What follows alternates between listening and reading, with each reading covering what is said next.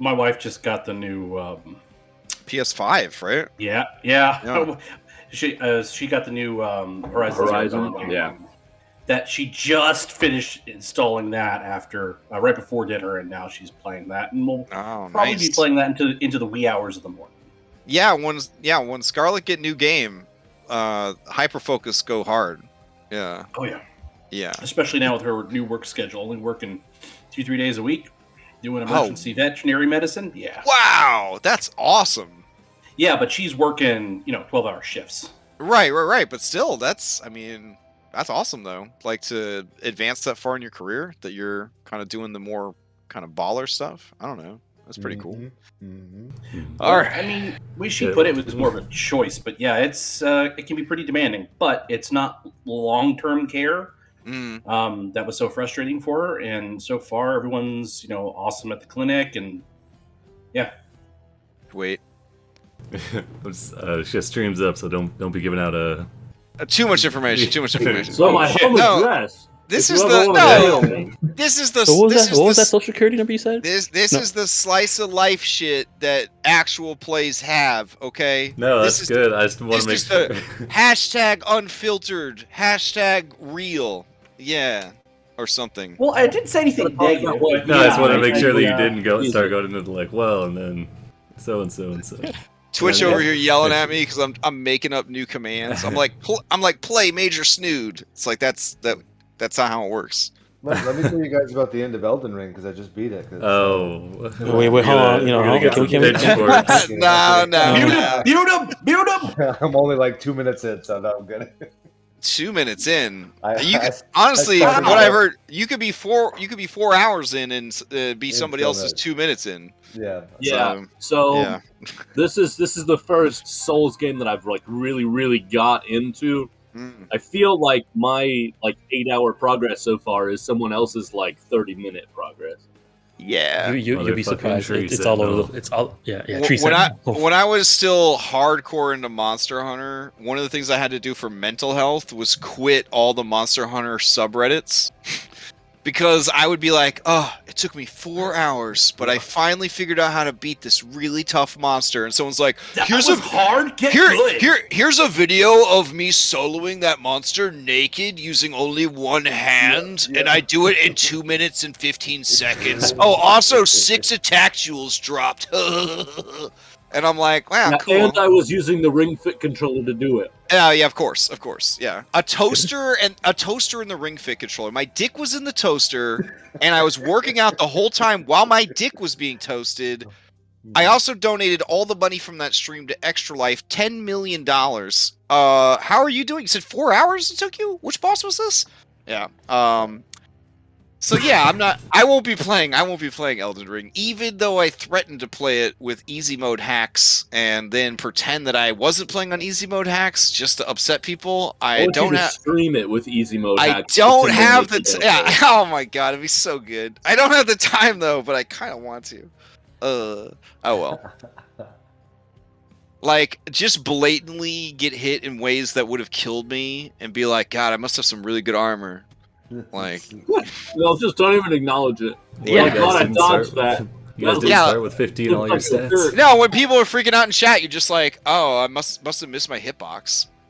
I guess. I don't know. I don't know what it looked like. It must be some lag on the stream. I don't know what it looked like for you. I definitely. Yeah, like you see the blood spray, it throws your character. Yeah. You must have just missed my hitbox. I don't know. Yeah, that's definitely. You didn't see me dodge roll there? That's weird. I don't know. I don't know what's coming through on the stream. I don't know. Anyways. The only mod I had is it replaces my dodge roll with me looking like I died. Mods? What? The only mod I got is Mod Pizza. You know what I'm saying? Yeah. This stream brought to you by Mod Pizza. And then they call me on the phone. They're like, listen, we really respect the Soul series. Do not ever mention our fucking name again. All right, sorry. Let's go ahead and play some Dungeons and Dragons. Can somebody give me a recap? If anybody else wants to. No, I'm so sad. I want my medicine that makes me not happy and like joking and stuff. This is terrible. I'm wasting all your guys' time with banter. Nope, love it. Perfect. This is somebody please go ahead and give us the recap for a point of DM inspiration. All right. If nobody else wants it, I'll. It's you. All right. You're live. We arrive at our destination, the Golden Heart Island, and find out some rather disturbing information. Animals can speak and be understood by humanoids on the island. The only thing that has survived the multiple attempts at colonization, be it by humans, elves, dwarves, you name it, is a shrine to Kentamane. There's a manifestation of Kentamane's will guarding that shrine, a champion of Kentamane, if you will. And as soon as we set foot on the island, we will be hunted. And we also find out that not all the flora and fauna may be safely eaten. Either it might eat you or just be poisonous. As we come ashore, our group is split up amongst two landing craft. We are greeted by a crab and by a seagull, respectively. And it is this gull that is wanting us to steal a fish from the crab. This is determined to be a progenitor of Claximus. I'm not entirely sure. It had been this fish had been fermenting under the sand for 3 days, and would be quite a prize for whichever creature got to eat it. Orin, desiring to acquire the boon of the gull, goes on a SEAL Team 6 stealth mission to retrieve the pungent pesque. Despite not being able to protect the crab's prized possession, however, the crab does join Andronikos' Pokemon team, and we set forth inland. Although I'm not quite sure how that's all going to work out once we leave the island, since it seems to be that the island allows these creatures to speak. So I'll still be able to talk to it, so it'll be fine. You can have a lovely conversation, just the two of you. Going further in. Did he not understand you? Did you not understand him? Well, no, I can understand just fine, but I don't know if that's going to continue once we get further away from here. Going further inland, we come across a couple of hands of Kentamane and some rather thorny underbrush. It is at this point the air is sundered by roars of 3 golden lions in hot pursuit of a wounded Pegasus. Later found out the name is Feather, if I'm recollecting that correctly. We engage them in combat to protect the Pegasus, and then due to me having pissed off Kentamane back at the Battle of the 100 Hands, when I turned down his boon, the hands had my number, and god damn, they're strong. Sibo did manage to figure out that the weak spots of the golden lions are their genitals, and also through a well-timed suggestion, we were able to turn the tide of battle. I did have to prostrate myself before the hands to not die, but once the dust settled, we were able to sacrifice one of the intact lions and to Thylea and harvest the other one. After getting the sign from the Kentamane's hands to hurry and head to the shrine, we arrived to find the champion of Kentamane wreaking havoc due to having been stung by a Nyx-infected giant scorpion. And we suspect Mythic is doing. Now, we were able to combine our efforts to destroy the sting, but due to Orin going hard against the creature and practically soloing it, he lost his life. And that is where we pick things up. I appreciate that charitable Fallen brother. Charitable interpretation. I appreciate that. Well, if you're no longer with us, I mean, I can't speak ill of the dead. I like to imagine whenever we do these recaps, we're just also like standing like at the point, and someone turns around, and does the recap, and like we're like interjecting every once in a while. God, I feel like Witchlight Isekai is just changing the whole meta of our games. Yeah. All right.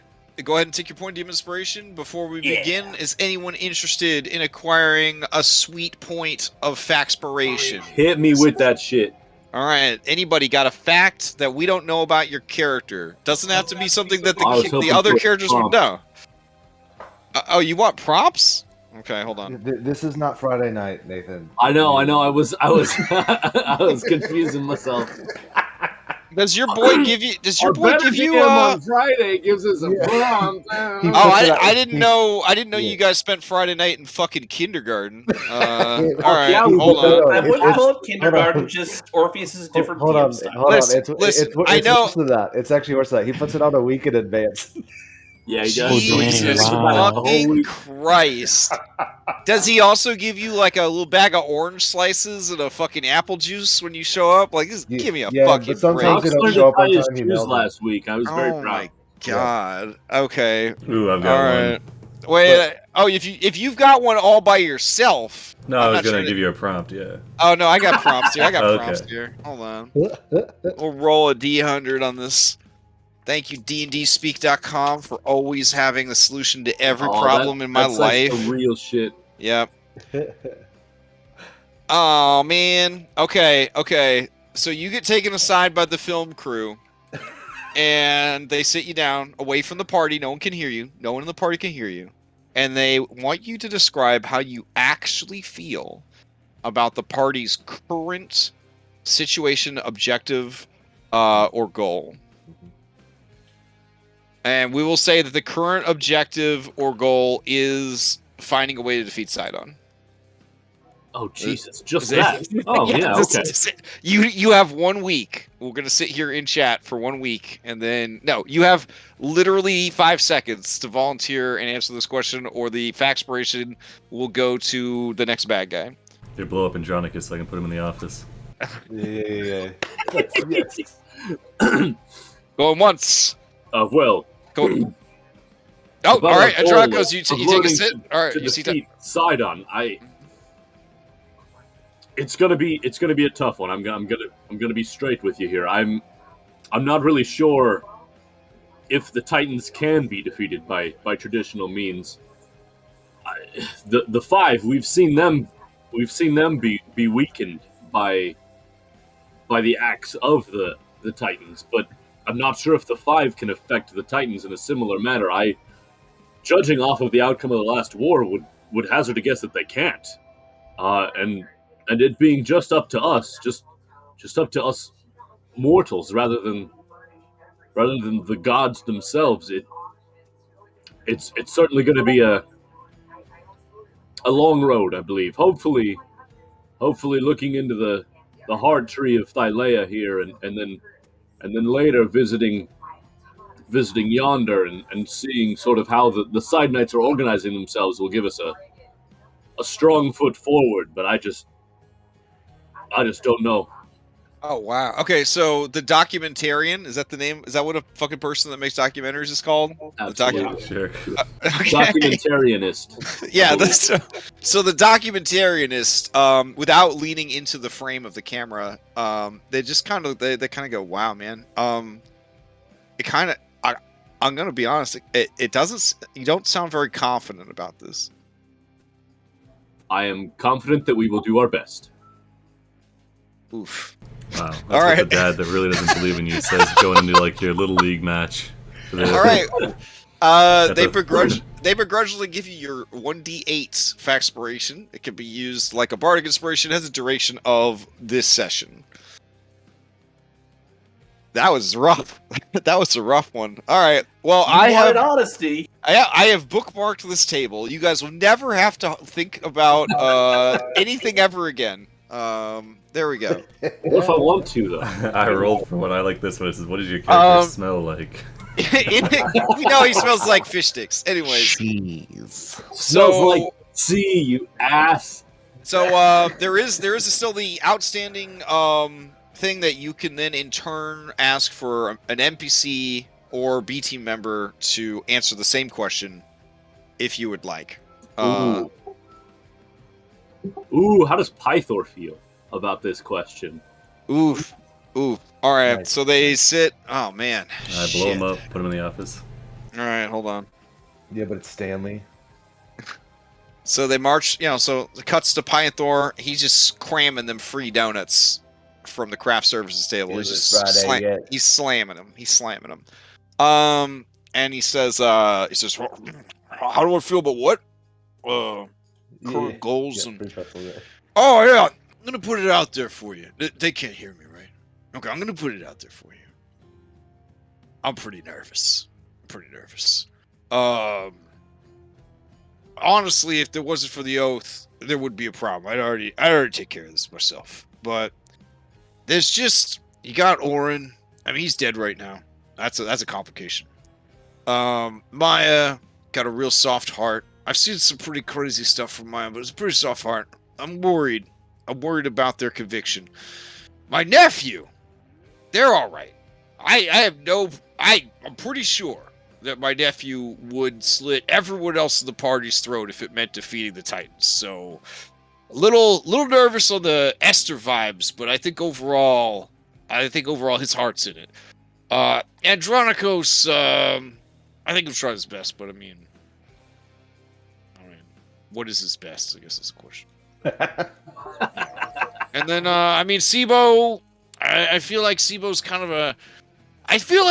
very capable. I think he's definitely going to give it his all, but I worry that he's not as invested in it since he's not from this world, so. That's fair. So overall, I think we're gonna try our best.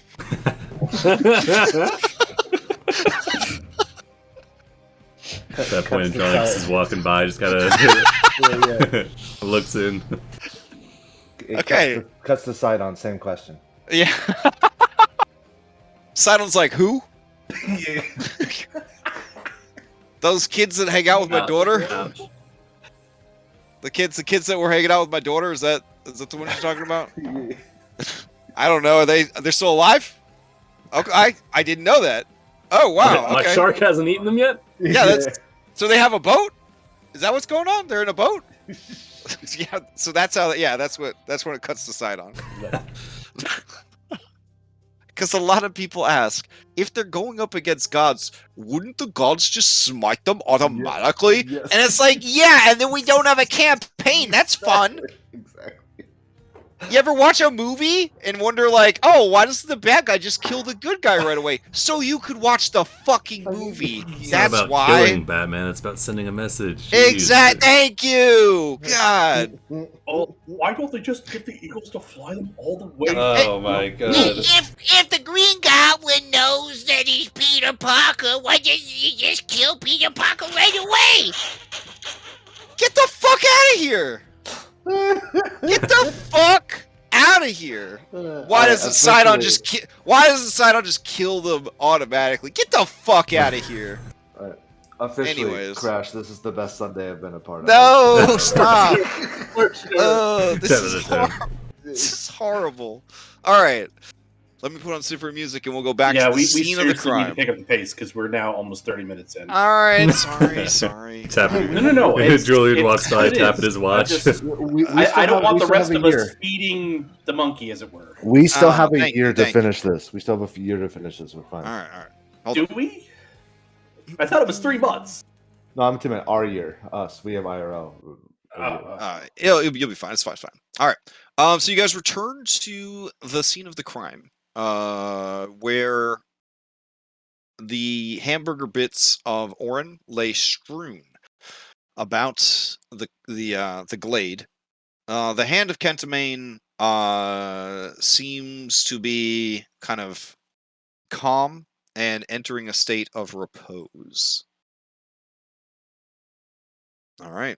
The camera takes in the scene and then settles on Maya.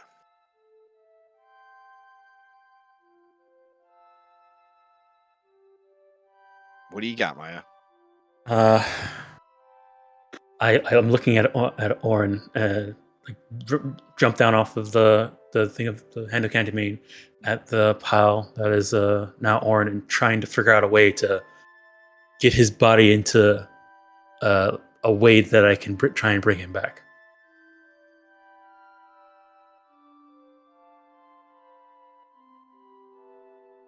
Oh, you're Alright. doing that. You're doing that traumatized friend, like trying to scoop the intestines back in thing. Yeah. Okay. No. Oh, Atticus is going to approach Maya, as you are scooping up the body, and he's gonna say, well, Maya, do your level best to grab as much as you can.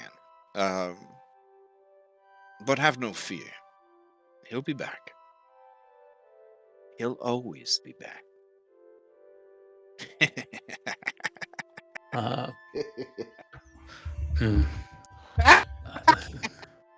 me check something real quick. Hold on.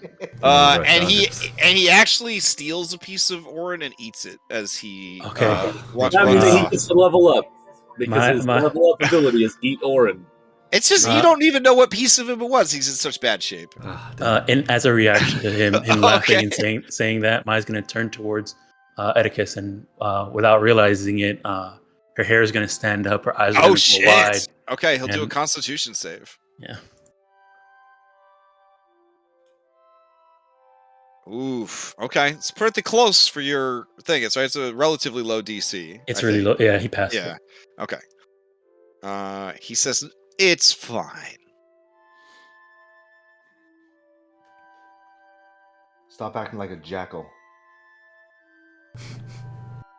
All right, the hand is gonna wreck everybody's Chrome browser by slowly moving over here. Yeah.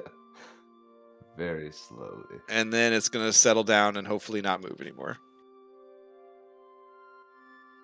In fact, to make sure it doesn't, I will get rid of the mini altogether. It just kind of goes down into the earth. You could probably turn it into a tile. Yeah. If you wanted to keep it there.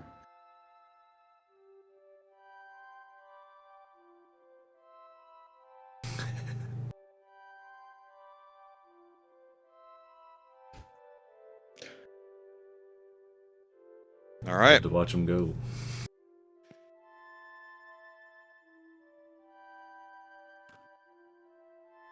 All right. This turtle approaches your party. And it says, thank you, heroes, for saving my people. This is for you. And it spits out a shiny stone onto the mossy rock that you were on. And it swims away. Julian will cast Mage Hand to pick it up and bring it over for closer inspection. Sure. And where is Oedicus gone? Is he just sort of like hanging out, or he's just over here? He's just chilling. Okay. All right. It does. What does the stone look like? It looks like a perfectly smooth, like pond stone.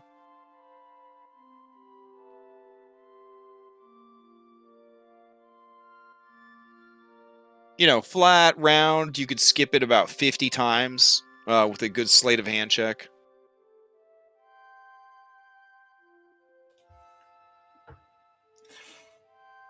Does it seem to? It seems to be magical. Okay. All right. I don't have any means of identifying this other than it does appear to be magical. You can just call it Turtle Stone for now. Turtle Stone. Okay. Does anyone have the ability to identify this? Sibo?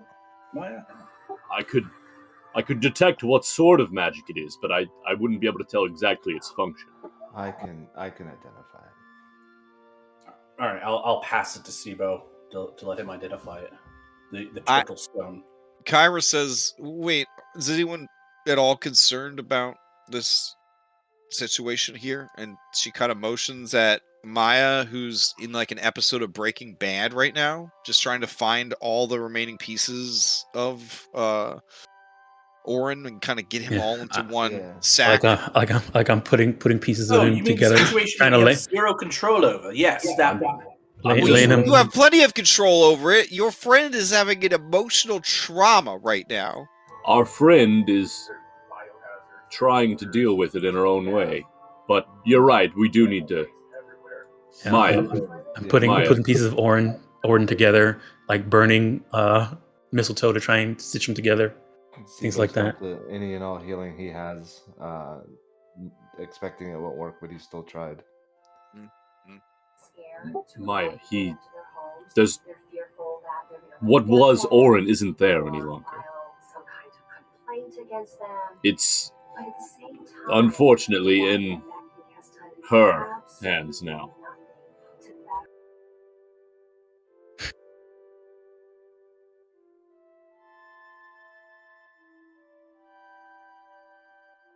She starts to slow down in her, Oren looks up at you. And in a way, you think that maybe he understands. I will say a quick prayer to Valis, though. Okay. Sibo gets hungry. The pile of ground beef looks like it doesn't want you to let any more I get that eaten by reference. Oedicus. It's the kind of vibe you get looking at this hamburger meat. You can hear thunder. I'm just trying to be a helper here. Oh God. Too soon. Oof, that's good. Sibo That's looks down at Oren and says, back in Noriande. Very subtle. Take a very subtle deep inspiration for now. I got some subtle inspiration. Yeah. No, it's still called inspiration. Don't call it subtle inspiration. Okay. You know how 5e works. If it has a different name, it doesn't count against your budget. Yeah, that's true. No, actually, Andronicus, you would remember Sibo talked extensively about how about burial rituals that he has performed. It's true. It's a hard land where you come from. A lot of people burritos. Mm-hmm. A lot of people burritos. Corpse starch. Maya turns up to you and says, if anything, at least if she does bring him back, it'll be less painful if we, put him together, maybe? I have no idea, but I don't imagine it's worth not trying. I will help any way I can. I am trained in medicine, says Kyra. Sibo gets out some flour tortillas. God. And she begins to sing the blank bone is connected to the blank bone. As gore up to the armpits, she begins to help you reassemble Oren. She says, I couldn't find all the fingers of the hand, so I did find these lovely sticks, though.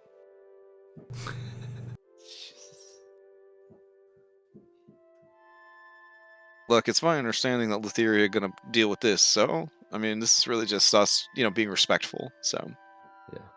Yeah. So, yeah.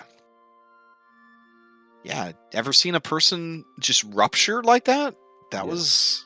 Oh, you have? Wow. Yes, yeah. Yeah, I've seen it before, too. You never really get used to it. No. Yeah. What's really messed up is keel hauling. Do you know what keel hauling is? I have meta experience with keel hauling. Oh my goodness. Oh. Yeah, keel hauling. Well, Esther was just nuts about keel hauling. He was convinced that that's the best way to maintain order. He fucking would be. Yeah. It's a bad dude. That's definitely memories that I wish were not coming back. But she kind of holds Oren's head in her hands thoughtfully, like kind of cradles it like a little baby. This guy, he just throws himself at everything. Like he wants to die.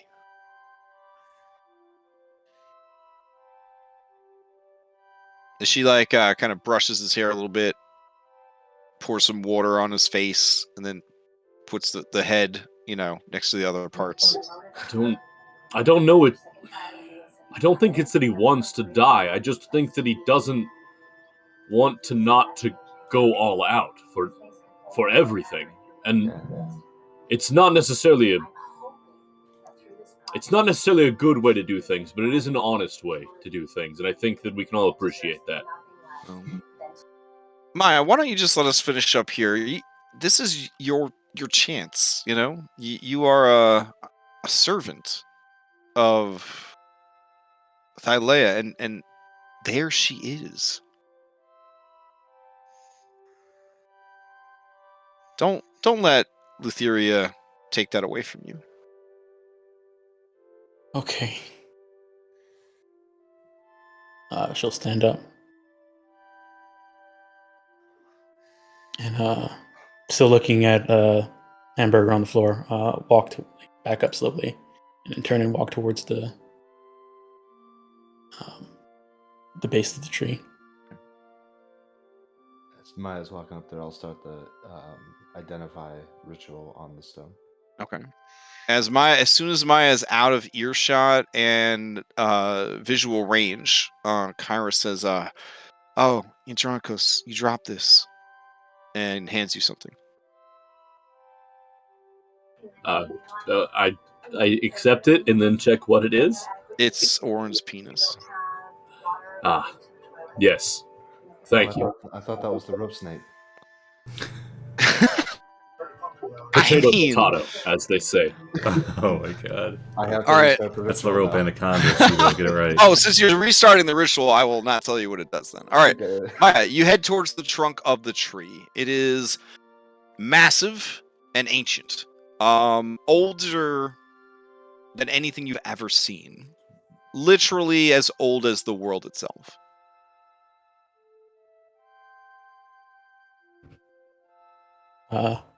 She kneels down and says, Mother Thylea, I am here to beseech you and offer a present from a fellow member of our circle. And I'll take out the Zeka's sapling cutting, and I'll place it and plant it at the base of her tree. And after I'm done, I'll say,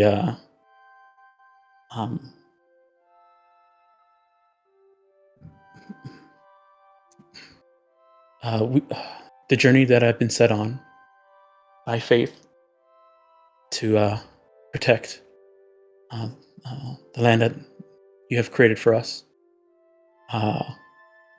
requires your aid. If it pleases you, and would you be able to offer us a few cuttings of your tree, so that we may travel to the if our journey takes us to the underworld, we'd be able to return. As if in response, a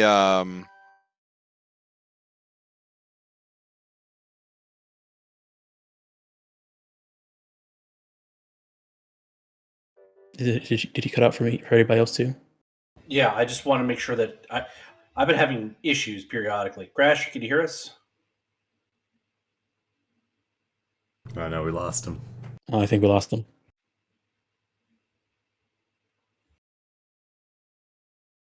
Well, at least he's not the DM or anything. Okay. Yeah, my.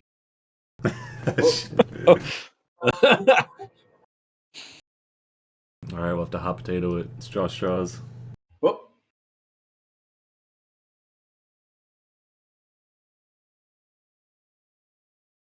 I still can't hear anything. Hello? Okay, I heard you. I heard that. Hear you now. Yeah, there's some issues with the router earlier, but I fixed them, and I even ran a speed test while the updates were running, and it said everything was stable. So hopefully that was just a small blip. All right, in response to your words, I'm sorry. Hello? No. We can hear you. You're roboting a bit. Yeah, I ping dropping and everything. I can do about them.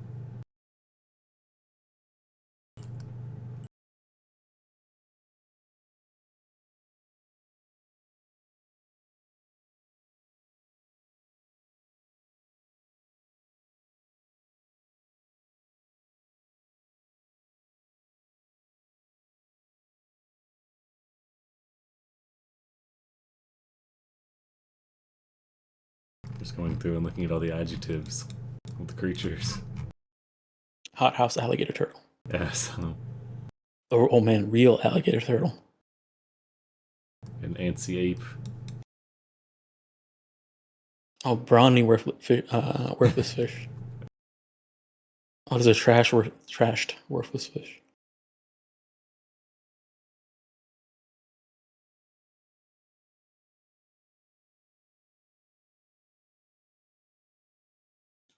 That elephant really is slanted now. Yeah. Oh yeah. The other one is sketchy. Yeah.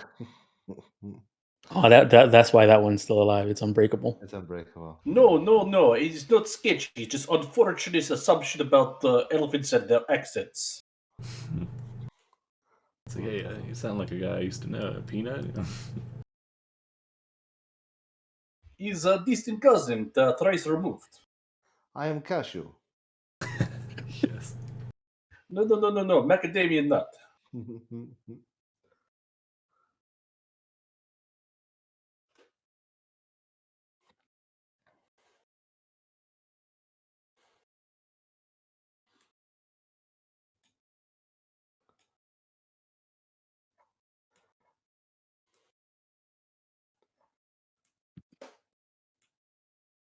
Might to grab a quick snack. Be right back. Well, make a drink then.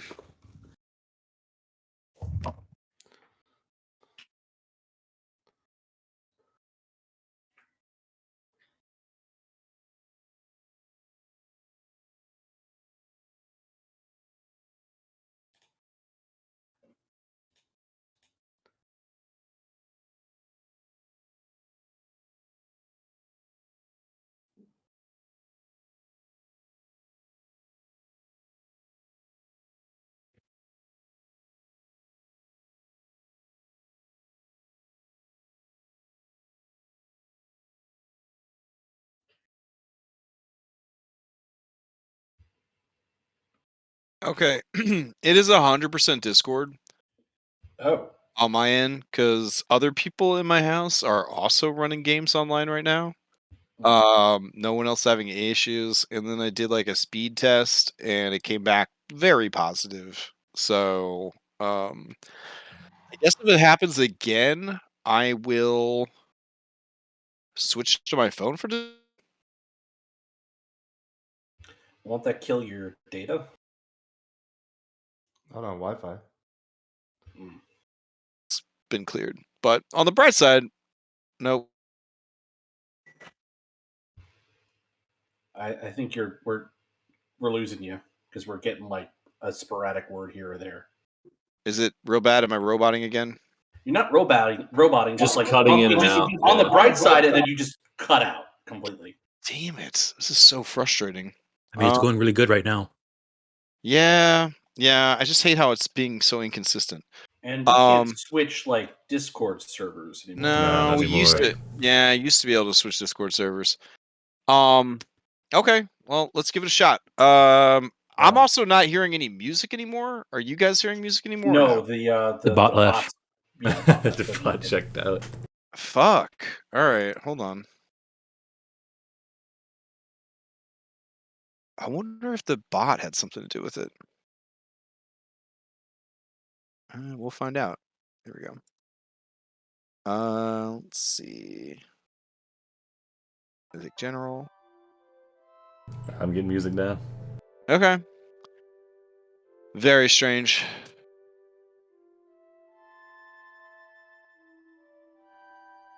Okay. All right. Yeah, everyone's Oh, maybe it is the bot. Then you just cut out again. Yeah, maybe it is the bot. Yeah, we lost you and the bot.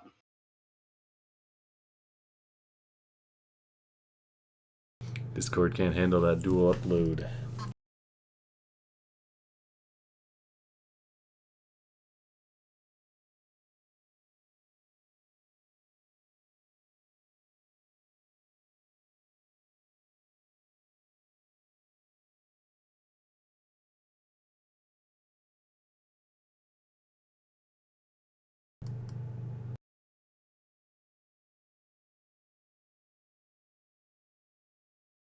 Yeah, we lost them all the way now.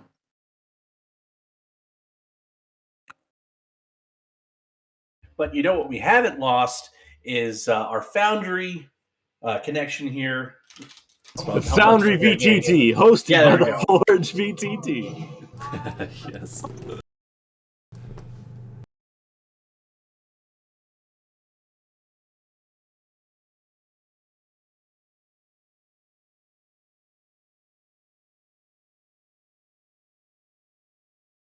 No, we can't have that.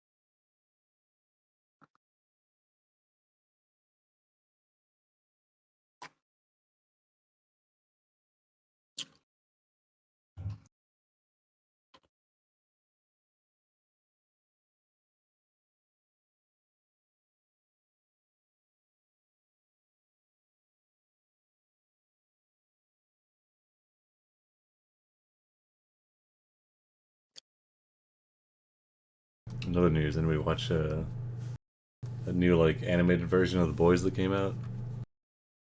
I saw the commercial for it, but I haven't watched it yet. I binged all of it today. How's it? I think it's good.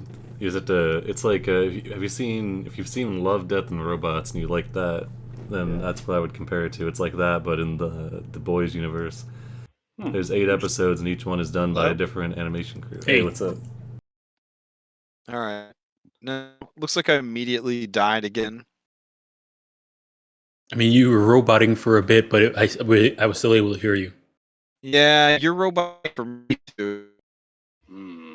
Ugh. I don't know what to do.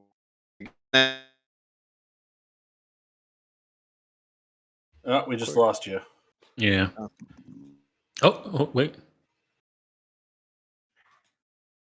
Okay, never mind. I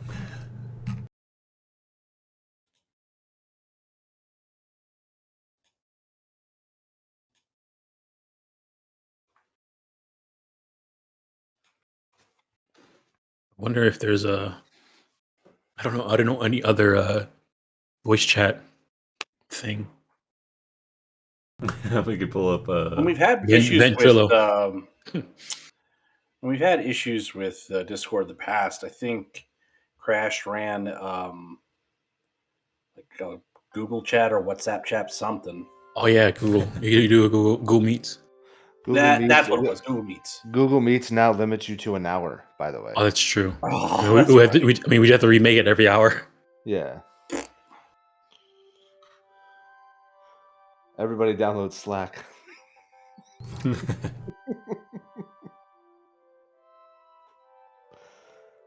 Just try it on phone.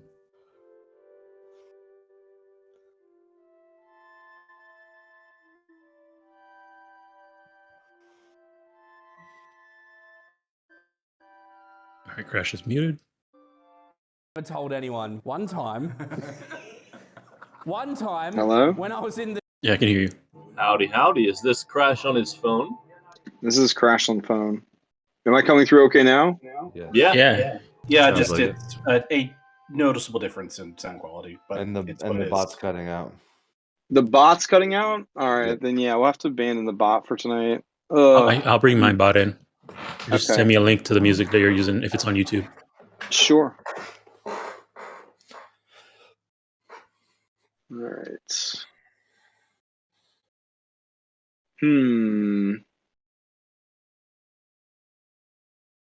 Okay. That is really weird. The fact that all other services are working except Discord, I'll probably have to do a fresh install of Discord, I'm thinking. Yeah, because like you're still on your same Wi-Fi, just on your phone, so it's not the Wi-Fi, right? Like that's kind of the point. Right. Yeah. Right. And again, everyone else is using Wi-Fi, and I did a test, and there was no Like nothing bad was happening to the test. So Yeah. I had to do the same thing from my kid. Their Discord was like having sound issues, and the only fix was uninstalling and reinstalling it. Yeah. So Damn. yeah, I don't know. This should do for now. It's fine. But Yeah, works for me. yeah, Yeah. at some point, I'll have to track down my second set of headphones so that I can continue without losing batteries. But we should be good for a while. All right, cool. All right, so Maya, continuing where we left off, as if in reply to your supplications, a branch, a small shoot, kind of springs out of the one you just planted from the tree, from the old wood. Mhm. And it's that rapid accelerated growth that you see in like nature documentaries, where that one kind of starts to grow and flower and bloom, and then all around it you see sudden and spontaneous plant growth of more and more kind of offshoots of the great heart tree begin to grow and blossom all around you. And it's one of those moments where like the camera's kind of doing that thing where you're like the center of all the action, but it's like painting around you to show that like flowers and plants are kind of growing in abundance around you. And you see that there are a number of new growth that could be harvested as cuttings without any harm at all to the heart tree or the local ecosystem. Thank you for your generosity, Mother Thylea. I'll make sure to use these to great benefit.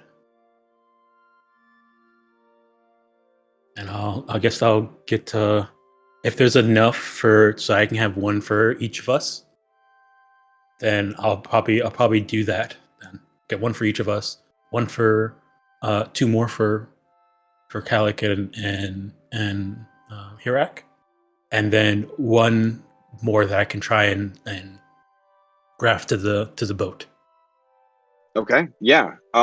Based on the abundance of plant growth that has sprung up, you are confident that, yeah, you are allowed to take as much as you need. Nice. Okay. Need or want? I'm not trying to be Here comes greedy, but we're talking about having like one spare, so perhaps. Well, 10 I mean, instead of the 9? feeling that Maya gets is that all of this new growth was meant for her. Mm-hmm. Fair enough. So as many as we think we need. We will leave that entirely up to Maya. So I'll do one for each of us. I'll probably one for each of us. Two for each of us, and then we can each give it to our B team member that we go with at the time, and then one for the tree, and then one for Kalik and Hirak. So that's 10, 11, 12, 13. 13.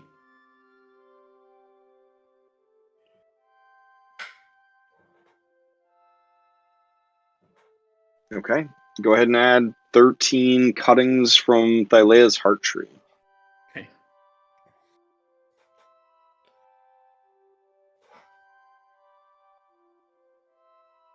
Now, were there olives around here? What were we here for? Bicycles? Was it around here? Yes. So Bicycles does remind you, or is reminded by you, that you are here for those sweet Heart Tree Grove olives. Looking around, you don't see any right now, but according to Bicycles, he can smell them on the air. Oh, and remember, we need to grab whatever we need for Bicycles from that, and then +1 for the guy in Arisha. Yes, that's what I was thinking too. And then 1 for Sibo, because there's no way he's going to let one go by without him trying as well.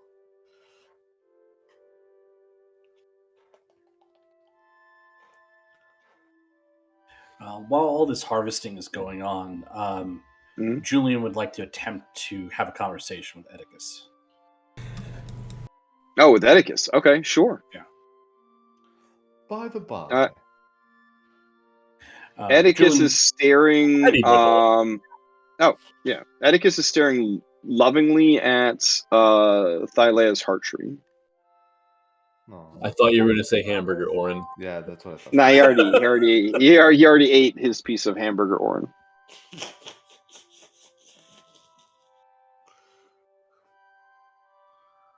As he notices you approach, you see his ears kind of twitch, and his body tenses a bit. Julian will sit down about 5-10 feet away. Okay. And say, Oedicus, you said before that Oren will be back at the cost of sounding like a complete fucking idiot. How do you know that? And in what form is he coming back as? Okay. It turns and looks at you coyly and says, well, I think by now you've probably figured it out. Oren is, how do they put that? Not like the other boys.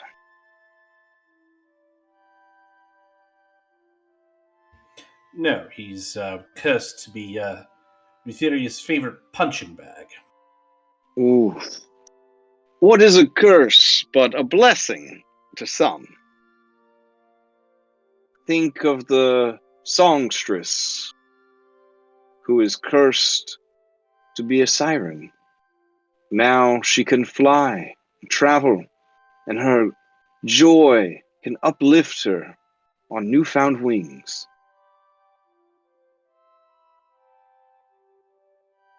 Don't give me that point of view crap. You're obfuscating. Is Maya cursed?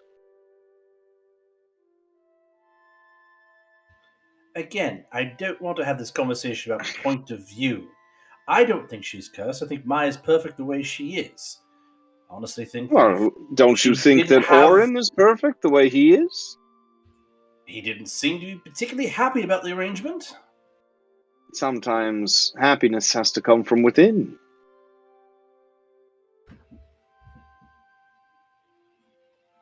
If you're saying eventually, happiness.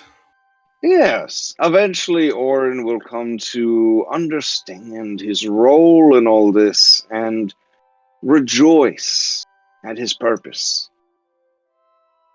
Don't you see?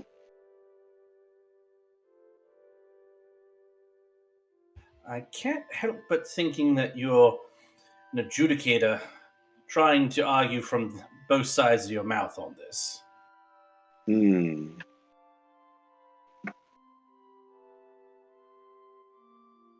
We are... the cost of being selfish here. I am bound to Oren from our oath. And I'd like him back, and I'd like to facilitate him coming back if that's a possibility. And as I can't speak to Lutheria directly, you're probably the next best thing, aren't you? I am but a passenger, sent by Lady Lutheria to keep an eye on her champion. Eventually, I will be able to return to my own body and my own work, and this adorable creature will receive its mortal frame back, and everything can continue as it always has. But for now, there are concerns that the Dreamwalker might deviate from his chosen path. His chosen path, or what Lutheria wants him to do? I mean, it is a path chosen for him, true. But surely, as a god-blooded individual, you understand how complicated that sort of thing can be. I do, but as also someone who is bound by the limitations of mortal living, I'm a little bit jealous of my time in being alive, and also jealous of my compatriots' time in them being alive, or being back with us in some way, shape, or form. I mean, do we need to keep the body with us? Hmm. I think this is more, at this point, we need to suspend the witty repartee and get down to the technical things. Every time Oren of Mitros meets his end, he takes another stride towards his destiny. If Oh shit, Oren's the That's BBG.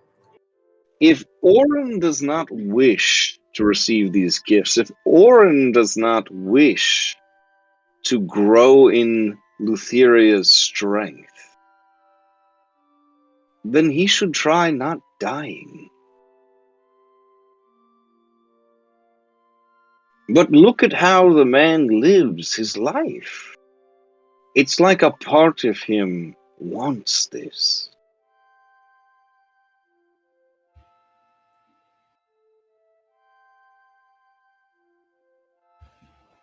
I don't know if a part of him wants to end it all, or whether he's trying to do better than before. He lost a lot when he lost his legion.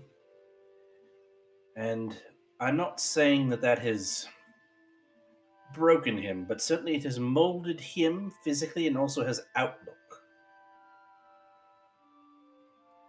But as it is Oren's choice, as you put it, on whether or not he returns to us, do we need to keep his physical form as intact as possible and bring it with us? Or Honestly, going to material? what would be pleasing to Lady Lutheria, and likely the world at large, would be to bury him beneath the roots of Thylea's archery.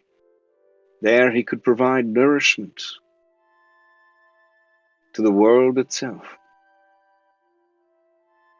Whatever comes next for Oren will not need whatever's left over there.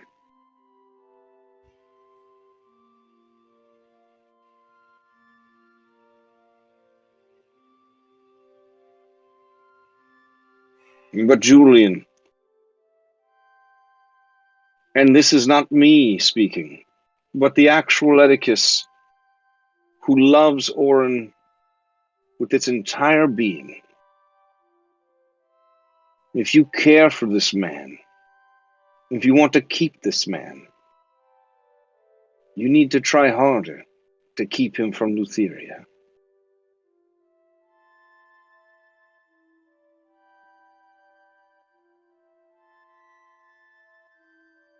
Because soon enough, what is returned to you will not be recognizable.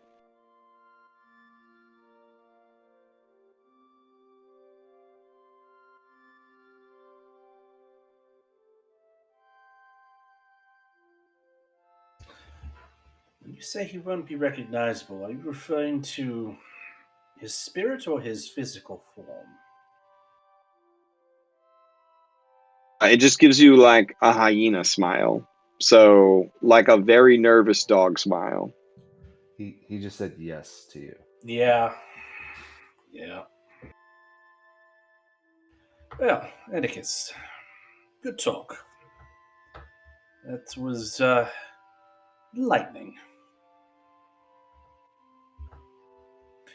And Julian will stand up and go back to the group. Okay.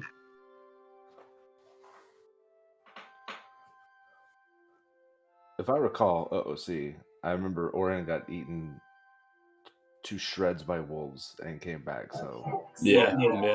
But at the time, it was one of those things like, was it like... yeah, I think Oren got eaten to shreds by wolves off camera, though. Like, I don't think we know that. Well, no, Yeah. Sophia saw it. Yeah. Oh, yeah, that's true. I forgot about that part. Yeah, we were told to operate as the wolves, to have part in the... Yeah, thanks again for that. Yeah, it was good. Anytime. Julian will join the group and sort of gauge things. Is Maya still over at the tree? He'll say to those that are there. So I just had an interesting conversation with Oedicus.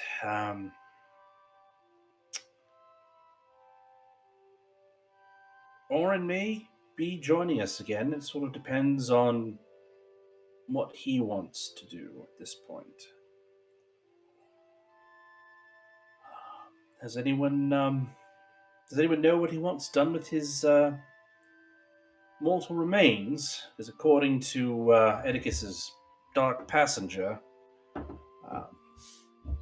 we can bury him, burn him, feed him to the gulls, and it won't impact his return. Am I done with my ritual yet, or Yes. The stone is just a very beautiful stone, but it is imbued with the gratitude of Thylea's turtles. So it has a one-time shield spell in it. All right. So it doesn't require... that if we'd saved the other animals, we'd get more stones, but we just let them be annihilated instead. So this particular one, whoever has it on their person can be like, "Oh shit, I have that stone," and then they can, as a reaction, cast shield one time, and then it will just be a beautiful river stone afterwards. Nice. Would it be like within the realm of identify for him to identify what the boon of the Titans that I was given would do? Yeah. You want him to kind of give you a once over? Yeah. I think between him and Kyra, they could definitely do that. All right, John, I guess I'm going to need you to turn your head and cough. Whatever you need, Sibo. Absolutely. Okay. I trust you implicitly. Okay. All right, give me an Arcana with advantage.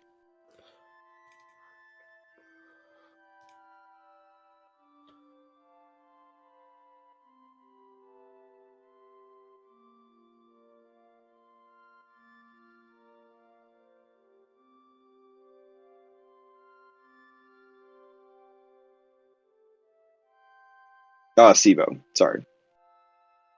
All right, hold on. I hit it. Did it go through? There it is. Okay. No, wait. It did not go through for me.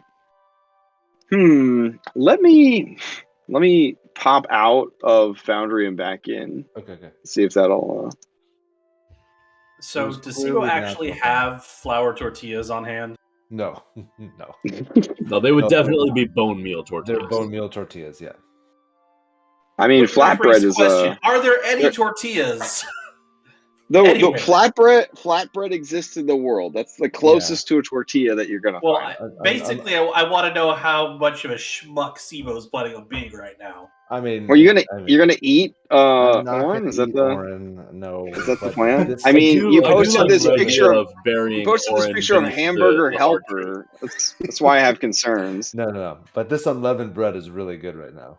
Okay. So eat with your advantage Arcana check, helped by Kyra, you determine that when this boon is called upon, you will get big and strong for a very short amount of time. Nice. A la enlarge or like super enlarge? A la polymorphing or shape changing. Oh, bitchin'. I almost used it in the fight versus Sidon Baby. Now, while Sibo and Kyra are looking you over, Kyra does get a nervous look on her face. And she says, ooh, you didn't tell me about this. Is this a memory returning thing as well? Well, I mean, she was not allowed inside the tower. I don't think you brought her inside, or she wasn't allowed inside. She didn't want to go inside. Oh, okay. Yeah, the Lotus Witch's tower. Yeah. She remembered that we had sex. Oh no. Oh, I mean, gosh. No, she's looking at you as they're kind of examining this boon that you have, and she says she kind of whispers something to Sibo. So you need to do a perception check to see if you hear. I'm going to roll their stealth check. Oof. All right. It's going to be hard pressed to hear this. I'm going to have to just, I'll just message it to Sibo. Okay. All right. On my fucking phone, because I just uninstalled Discord on my computer because I'm doing tech support in the background. Oh my god. Julian, I give Julian the stone and explain what it does. Yeah. Oh, well, I mean, yeah, it's come in handy for someone. Yeah. You were the one that. Oh wow! So I'm just giving it back. Yeah. Andronikos, you were so close to hearing what was said. So close. Do it. Oh, okay. You lose 50% of your max health. You fucking know it. All right, you hear what was said. It makes me self-conscious. Yeah, I would make me self-conscious too. She whispers to Sibo. She says, "He's been marked for death." The fuck? You know, like that seagull movie with the seagull that is like marked for death by the other seagulls. Yeah. Movie. Yeah. It's what we call a film. I'm sorry. What? Hero? What? Oh, sorry. Play. Sorry. I was more concerned about the marked for death part. Oh, it's not that such a big a deal. I'm marked for death by Sidon. Come on. Yes, and that's been going fabulously for you. Well, yes, I mean, I'm still alive. Thank you very much. I mean, you're not really marked for death. It's like people would like you to die. No offense, I love you. You're my baby boy. Andronikos, you're like marked for death. Like every time you get rowdy, there's an increasing chance that you're gonna die. Define get rowdy. Yeah, high blood pressure. You know when time slows down and you start to hear like some dope background music? Oh, yes. Yeah, those times. That's when your life is in the most danger. By marked for death by what? By it looks like sort of by the fates. I can see the weavings of the fates all around you. But why? How? When? How? Yeah, when? I don't know. You didn't do anything crazy when you were hanging out with the Lotus Witch, did you? I went to Hawaii. Oof, that could have been one. Yeah, that could have done. Did you eat any shellfish when you were in Hawaii? It seemed like I should experience the local culture. I don't. Oof. That's a yes. Did anyone put a flower necklace around your neck? Does it count if they didn't call it that?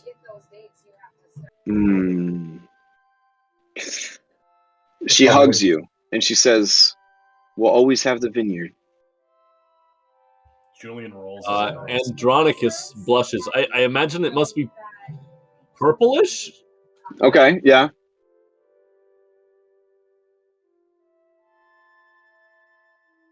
Well, is there anything I can do about this? Is it just sudden? Will I know it's coming? I don't know. You either need to go back and ask the Lotus Witch, or I guess just go to the Fates. But you're marked for death. We have to go to the Fates anyway. Well, I'm not sure we're ready for Nessa, who's been listening in, because that's the kind of person she is. Not listening in to be rude, but just she's very intuitive and nosy. Just reading the vibes. She's like, man, if you're worried about like getting rowdy, just don't get rowdy. That's all. Like when the chance to get rowdy comes up, just be like, nah, no thanks, and you can just hang out with me, man. I never get rowdy. Nessa, sometimes it's necessary. But is it though, man? Perhaps we just need to take a different tact, or try to take a different. We just we'll swear an oath right now in front of Thylea to never get rowdy again. Nessa, how will we defeat the Titans if we never get rowdy again? With like peace and love and understanding, man. Oh, you're suggesting us to do side-on, do you? I mean, I wouldn't. Yeah, I feel like that's definitely in your wheelhouse. You've already brought out the dick talk. I mean, yeah, you just jumped right into that. So, is that something that you have thought about, Julian? No, it's not. It's okay if you have. He's very handsome. If sometimes the people we hate the most then get that into our leaves us with harsh language, doesn't leave us with pointy sticks. Leaves us harsh language and pouty lips. I mean, it's not Julian. Julian, did you see your original character art? Pouty lips. I mean, you're all about that. I mean, they're still there. I mean,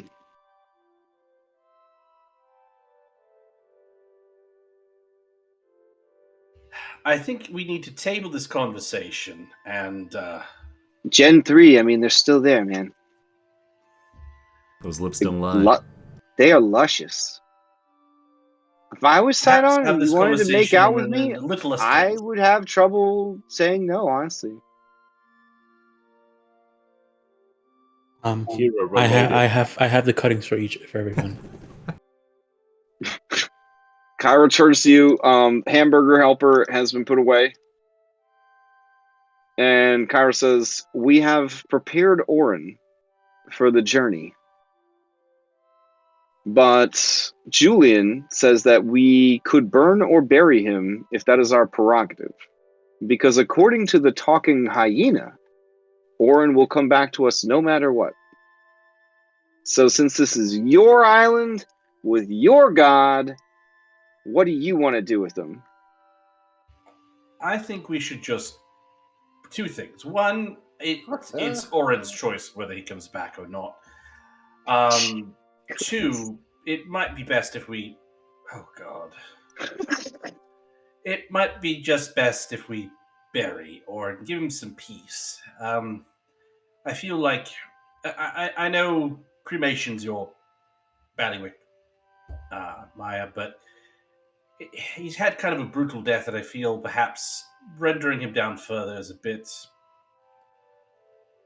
bit much yet again. That's just my 2 cents.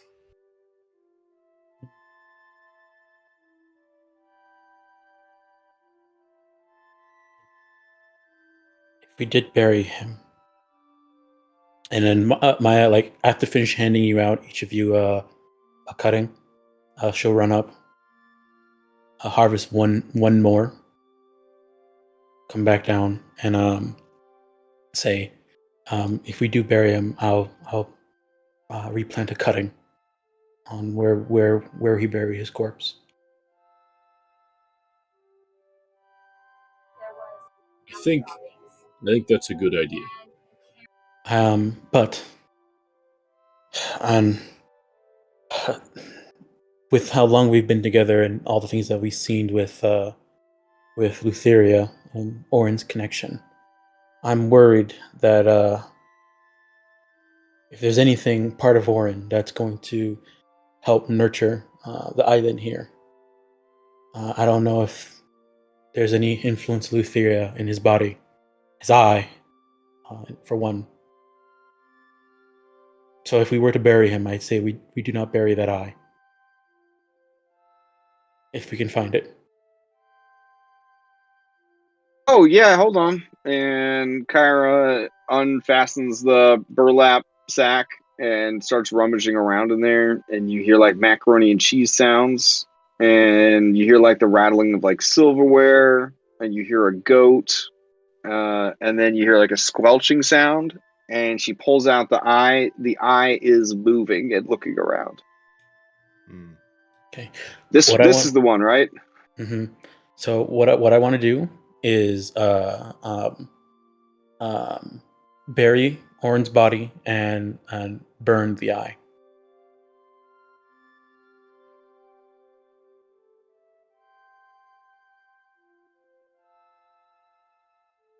We're definitely taking all the equipment and stuff that we can. Yeah. Okay. Yeah.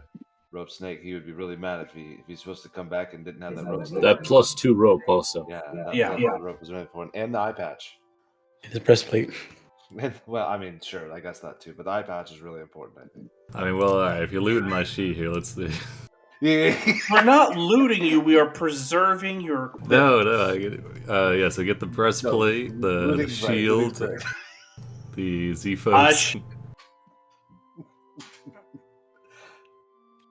Hey, just message me your list. I'll just keep it on hand and assume you took all the important stuff. Okay. Yeah. I mean, I would literally take as much as I can because I wouldn't want it left behind if you're supposed to come back.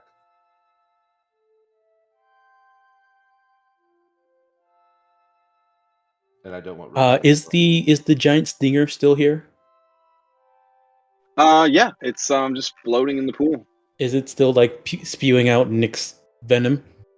It definitely looks dangerous. But yeah, it's big. It's almost the size, or actually, it's about the size of a lance. I don't know if we want to try and burn that away as well.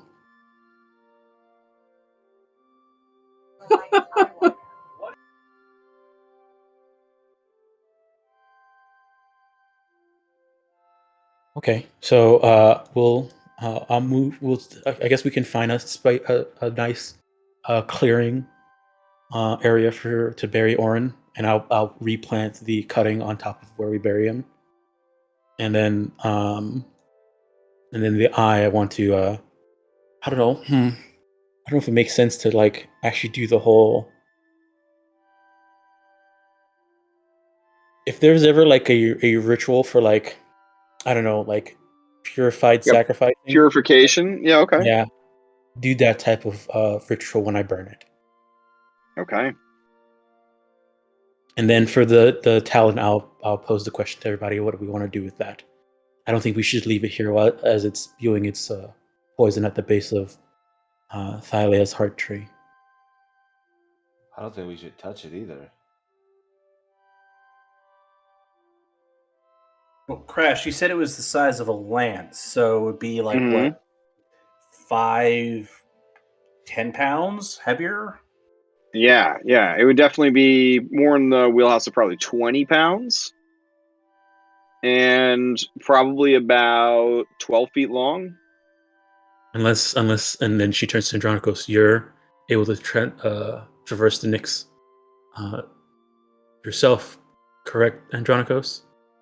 Do you think you'd be able to? You were able to pull it out with little harm for yourself. Do you think you'd be able to touch it?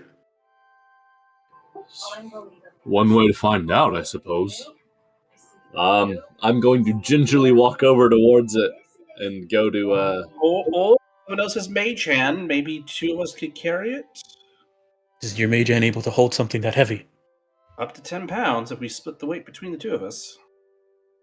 I think we're the only one with it. Yeah. Yeah. Wait, Telemachus. No, we don't need to sacrifice anyone like that. No, I think he. No, we were going to see if he had mage hand. He does. He does not have mage hand. Oh, see, yeah, man. When Telemachus levels up, he gets magic initiate. That's his oh level wait, I think some of you have actually seen his character sheet and are remembering correctly. He does have mage hand. Okay, yeah, I couldn't remember specifically. I remember he was. Holy shit! Well done. I remember he has invisibility too. Yeah, I knew that too. Yeah. That's right, because he's been leveling as a bard. Yeah. Okay. The bandit turned bard, totally original character background. Zorro right here. Yeah. Got a regular quote. Had to kill his own abusive father. Another amazing and original backstory detail.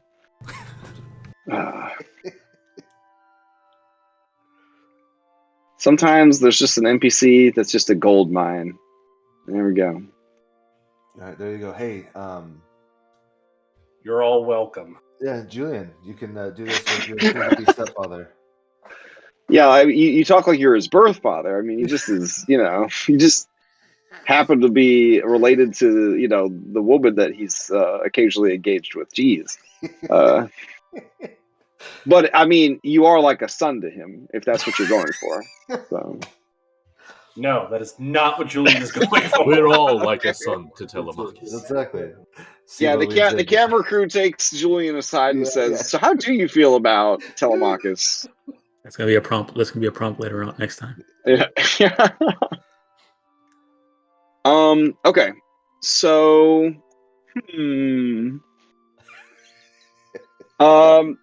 You're trying to get the stinger out with 2 mage hands. That's fine. That'll work. I would say 2 mage hands can work together. And you're gonna purify and burn that as well. Is that the intention? That's why I'm asking the group. Unless somebody thinks they want to try and, I don't know. If it's Nyx, it's a poisonous Nyx stinger that's the shape of a lance. It sounds like a. I mean, do we want to stick it in the Teledon or whatever and send it to Vulcan? Yes, I feel like he might. A golden opportunity. That's why I'm asking. I for one feel like I would want to purify it, but I knew in the spirit of Orin, I know he would not want that to happen. He would, if it was possible to use as a tool or a weapon or something like that, he would want that. Yeah, it's bear in mind that it's a Lutheria tool, though. I don't know. That's true. It might be especially effective against Sidon or Lutheria. I mean, it look at what it did to Kentamine. It might do something to Titans. Yeah. Oh shit! Telemachus, reverse chain. Is there a way to cauterize or cap the stinger so it stops bleeding Nyx juice everywhere? We like maybe fire or something. Well, maybe there's something that Vulcan can come up with. Yeah. Hollow Watch point. it be. It's If you just mean for transport, you could probably just put like absorbent like canvas or cloth around it or something to kind of like try to stem the flow. A Nyx gun lance. I don't know. Oh yeah, you could do like a kind of sealing it in mud. That would actually be kind of dope. Yeah, I can. Clay. There you go. I can fire the clay if we need to. Yep. Oh, that's dope. All right, yeah. You seal the stinger using mage hands and produce flame, and the mud of the Heart Tree's lagoon, which would be pretty magical, one would assume. You seal it away, trapping it inside essentially a cocoon of grasses, leaves, and hardened clay. Yeah, that's dope. Good shit. Make sure to message Vulcan either on the way back to the boat or when we get to the boat. I'll message him and we'll go down that path. Okay. Yeah, I think that's a brilliant idea, sending it back. The only thing I'm slightly concerned that it might corrupt the thing that we're sending it back in, but it's worth the risk. I agree. And Andronikos, since we found out that you've been marked for death, do you feel you could benefit from this turtle stone? I mean, having a shield when you need it most might not be such a bad thing. I'm not sure that this type of shield would be able to protect me from the mark that's been attributed to me. Perhaps the one that is the most fragile should be the one that has it. Right, says the gentleman with 3 babies riding around on him all the time. Oh, can Elpis or Callius use it? Huh? I mean, anyone that's carrying it, sure. Yeah. They do seem pretty fragile. You know what? How about this? How about we keep it with us, and at any point when we have a person with us that is not part of our team that we have to protect, like in this case, Bicycles, we have them hold it while they're with us. Oh yeah, I like that. Kyra's like, what if you give it to someone and they're like kind of a wuss and they just like use it right away? I mean, if it saves their lives, then. Oh, you're so sweet, Maya. You just see Julian has a pained expression on his face. Yeah. She squeezes your arm as if to say, I too am disgusted by this act of You're supposed to shelve it until the end of the game and not use it. What do you do? Well, hopefully they always forget to use it. I'm just gonna hold on to it for now, and we'll figure out what to do with it later. All right. All right. I suppose we should get to digging. All right. So you bury Orin beneath the in the fertile soil beneath the roots of Thylea's heart tree. I transplant one of the cuttings on top of his grave.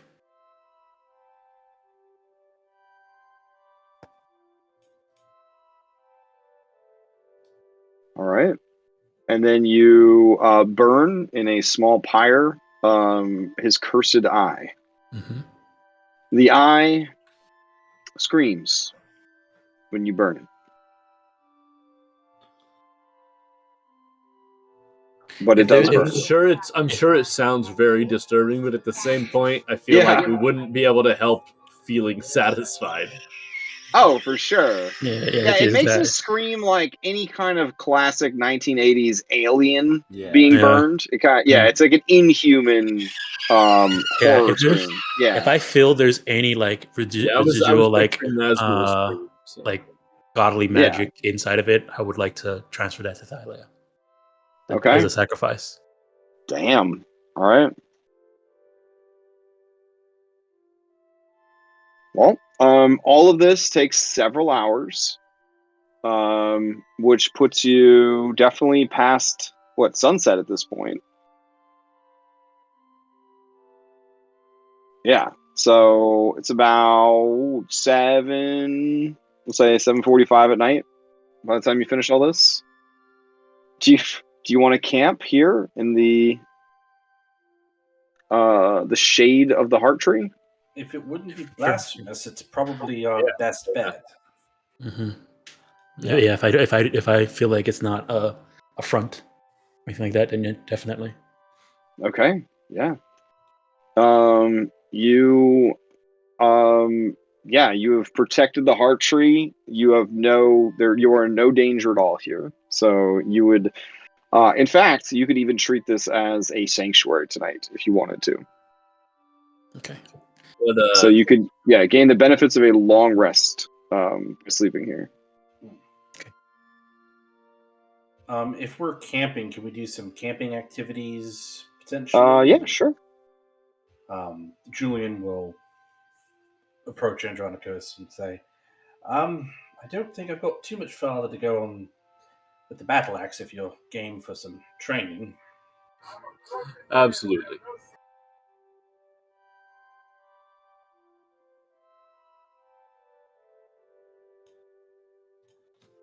In our downtime while we're resting and stuff like that, I want to go up to the buried hand of Kentamine, the giant one. Yeah, sure. And just say that Father Kentamine, seeing that this has happened, and I just want to let you know that I am going to do my best with all the strength that I have to try and keep Mother Thylea safe. So please continue to watch over us. All right. The stone does not move. But you sense that there is a presence within and that it has heard you. Andronicus, I could probably take a short rest before we long rest and heal you before your rest to help out with it, if that would help with saving. Never mind. It's a long rest. It's a long rest, so yeah. Okay, and we get no temporary HP here because it's not. Yeah, but it's not a palace. Or is it a palace? It is most assuredly not a palace. Okay, all right, okay, Yeah. all right. You look for a tree house. Yeah.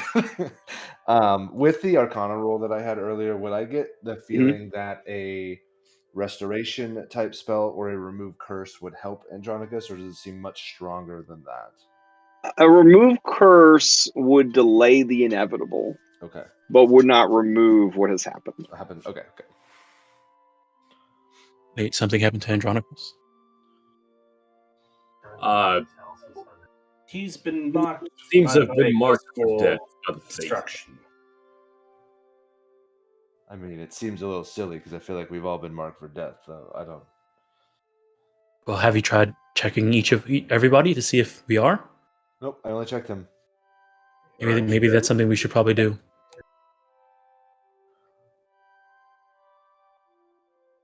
All right, fair. That's fair. Julian, come here. I need you to turn your head and cough. Really? It's good practice. Crash, I'll do Arcana checks for the group. For marked for deafness.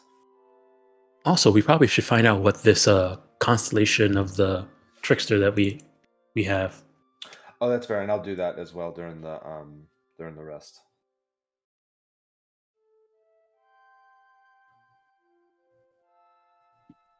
Okay.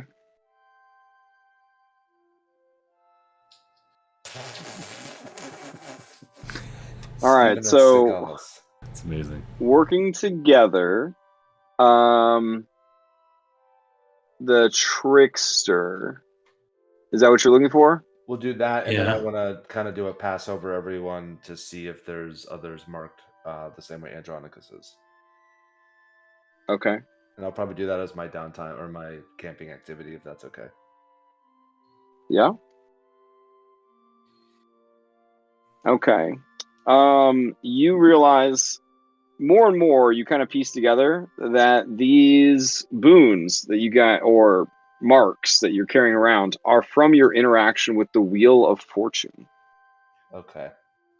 The same thing that shrunk Sibo. I think that the shrinking of Sibo drew everyone's attention away from the other things that happened with the wheel. That makes sense.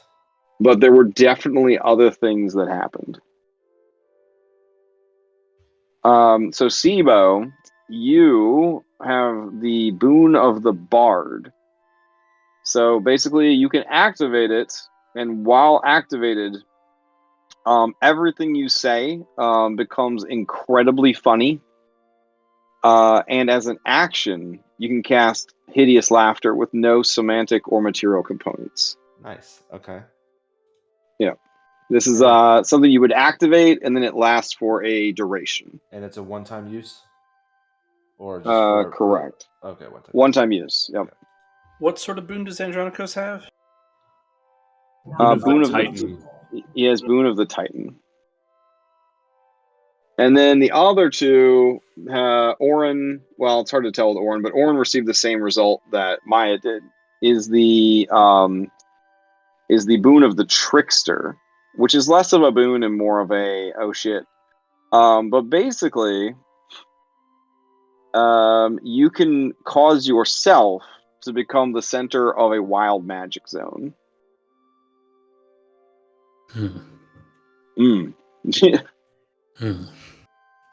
Oh boy.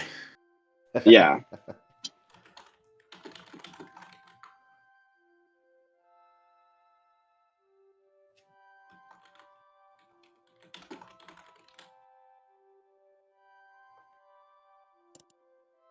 Let me update that feature.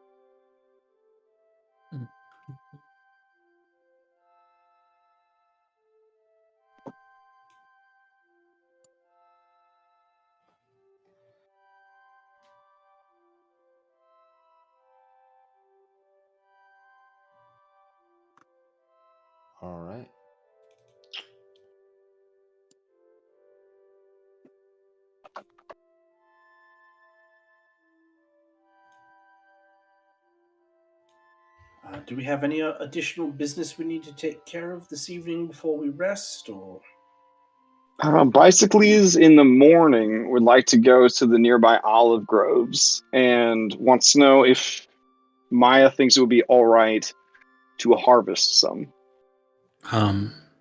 Based on, the deeds that have been done here. I think so, but I will accompany you and ask, and if anything, we probably can offer something in return. I don't know if you have an oil or something like that can be nutrients for the plants in return for removing some of the fruit.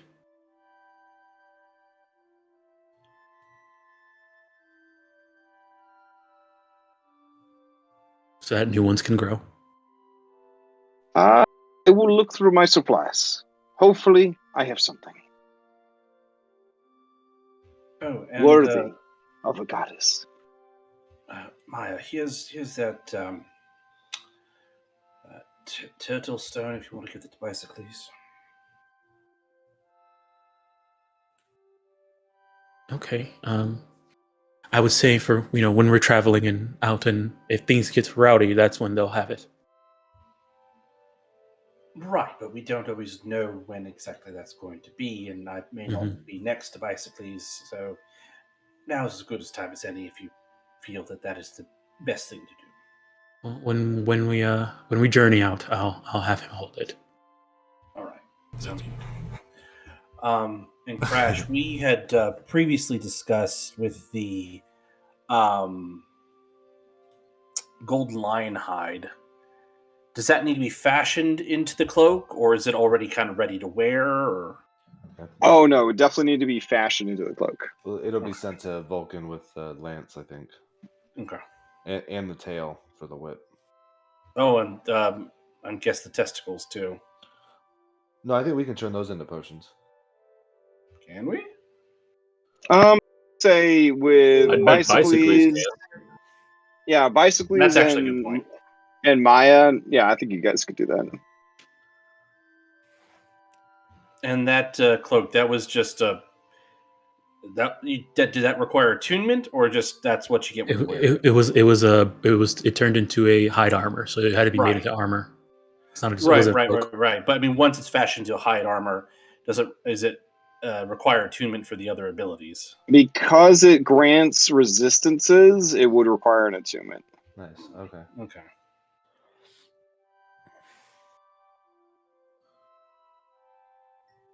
All right. Crash sent you a DM on Discord.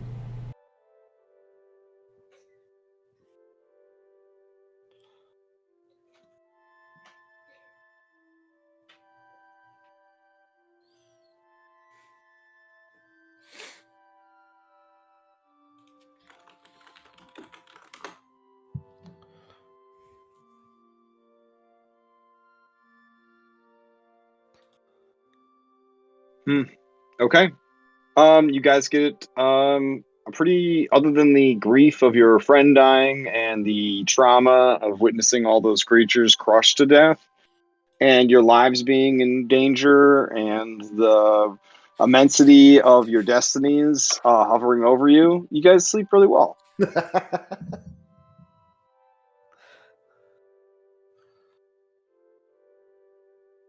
So there's that, at least. Yeah. In the morning, Bicycles is awake even before Maya and is ready to go and check out this olive grove. Sibo would like to go too. Awaken and accompany him. All right. Anyone who goes to the olive grove? Is the grove far, or? Oh, it's relatively close. Yeah, I don't have anything else to do. I'll go. Maybe 30 minutes away. Well, we might as well all head off together. That way, once we're done there, we can go on to the shrine. Oh, okay. Still planning to go to the shrine. All right. That's true. You are here already. Okay. You check out the olive grove. It is the most beautiful olive grove you've ever seen. it has sprung up naturally, but in such a way as to encourage growth from the trees, almost like the settlers and the people of Aregia who are experts at growing these trees, but force them to grow in rows and lines and at different heights and things like that. The plants here have done this by their own accord, almost sort of naturally seeking the best way to produce. All of the olives are fat and beautiful, and the whole scene is absolutely like a dream. Like just how healthy the plants are and how bountiful the fruit of the trees is. These olives have been blessed by the mother goddess, and harvesting and pressing them will create blessed olive oil, which is, of course, oil that if you spend a minute applying it to yourself, you get the benefits of bless for like 10 minutes or some crazy shit like that, with no need for concentration, which is awesome. Yeah, that's fantastic. It really is. Yeah. Now, keep in mind, this island also has other magical fruits, including apples, known as eternal apples, and pomegranates, which have no special adjective. They're just, they're just pomegranates. But pomegranates from the Golden Hearts, pretty good. And we feel as though there's no issue with us partaking, correct? Maya, when you arrive at the grove, the any sort of underbrush that would have made travel difficult moves out of your and your companion's way, as if you are being welcomed into the grove. I think we are okay. Okay.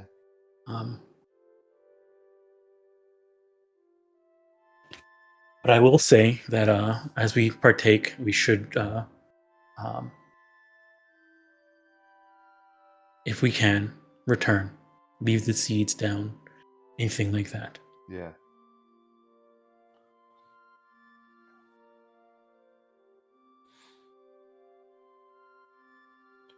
Okay. Yeah, like Bicycles offers to just make the olive oil here if you would like, so that he can, return any pits and seeds and whatnot to the island, if you would prefer. But he would need several days here on the island to do that. Do we have that kind of time to spare? I mean, can't we remove the seeds and things and return, and then we can take them with us and do the rest of it later? But it's not like having the fruit or whatever intact is required. Yes. So. I mean, certainly you could split. Yeah, you could split your team if you wanted to save time. Some of them could stay here in the grove and help Bicycles. And then the rest of you could go to the shrine. I guess the idea would be instead of I guess how many days would it take us to go to the shrine and come back from where we can see it? Get on top of that mountain and come back. No more than 2 days. 2 days, and that would certainly give Bicycles enough time to at least pit all of the olives that he wants to take. Okay. I mean, admittedly, he would love to take every single olive here, but having witnessed the miracle and the horrors that he's witnessed so far, he definitely isn't going to push his luck. Mm-hmm. He's an ambitious man, but not a foolish man. Okay. And it seems like the area is welcoming us here. So I don't know would I feel safe leaving him in the grove? I would definitely leave a couple of people with him. Okay. Just in case. Okay. It would be dangerous for you guys, but you could probably leave Nessa here, and Nessa would, tone down any violent tendencies any of the animals might have. Like, oh, look at this delicious human, all by himself. He's already oiled up and everything. All right, how does that sound to you guys? Leave our B team here. So the whole B team? Well, you could just leave Nessa and maybe the Pegasus. Then you don't have to keep track of the Pegasus either. Yeah, Nessa, Pegasus, and Bicycles. Well, I think that question needs to be more directed towards SIBO, since they're pair-bonded riders. I would ask Nessa how she feels about that, and let her make the choice. I don't control her. Wow, damn. Well said. Nessa says, well, I worry about you guys going around on this island, but I wasn't able to like keep those golden lions off of you, but maybe now that the hand of Kentamane has been calmed down, like maybe it would be okay. And also, I'm the Golden Lion Bane, so we know that at least that end is covered. Oh, if right, we, right. If Yeah, we do run of into course, them, yeah. if we do run into more of them, we do know their weakness now. Yeah. And I can't imagine there'd be like anything tougher than those guys on this island, right? Oh, dear I turn to the Pegasus as she says that. The Pegasus kind of side eyes Nessa and kind of gives you a look like there's way worse shit. That sucks. Yeah, Nessa, if you're comfortable staying here, then it would definitely benefit Bicycles. But yeah, man, I'll stay here. Okay. I would like at least 5 olives for myself as well.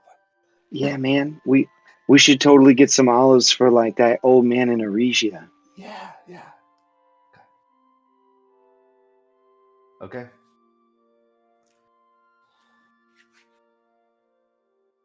I'll ask Sophia to stay with them as well. Fair enough. Then I assume you head out. Yes. Okay. The journey is uneventful, and you do climb the mountain and arrive at the Shrine of Kentamane without any issues. I'll say that you arrive there around sunset. So let me load up that map real quick. All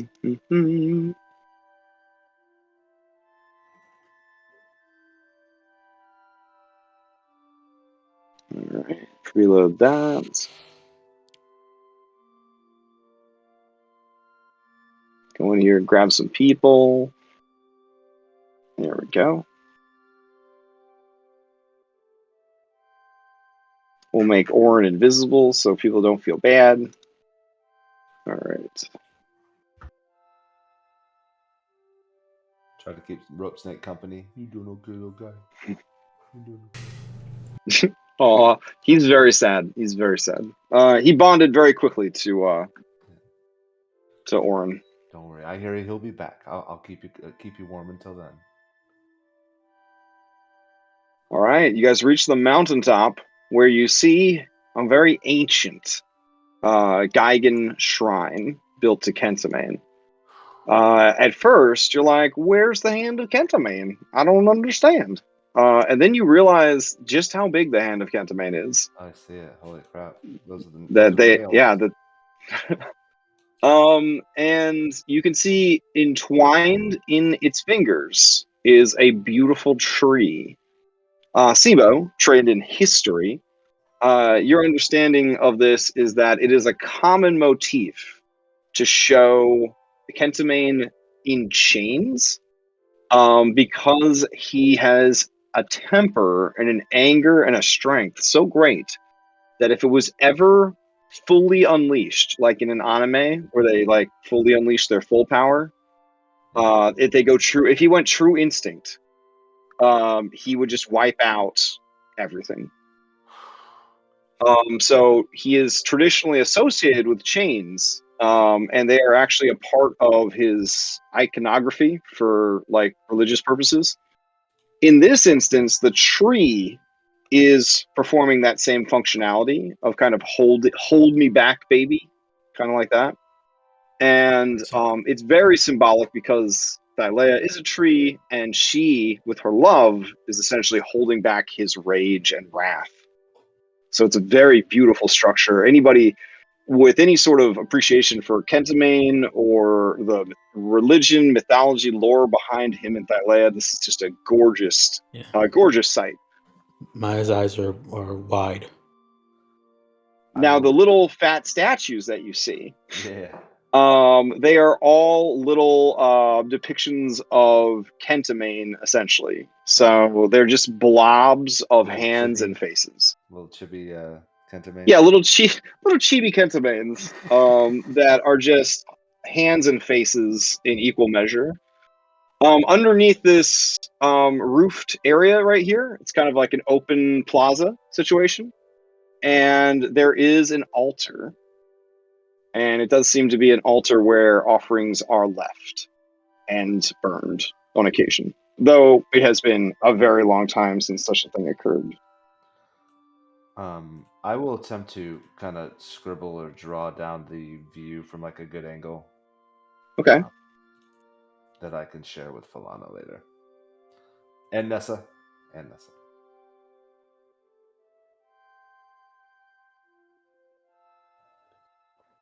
All right. You should be free to move about.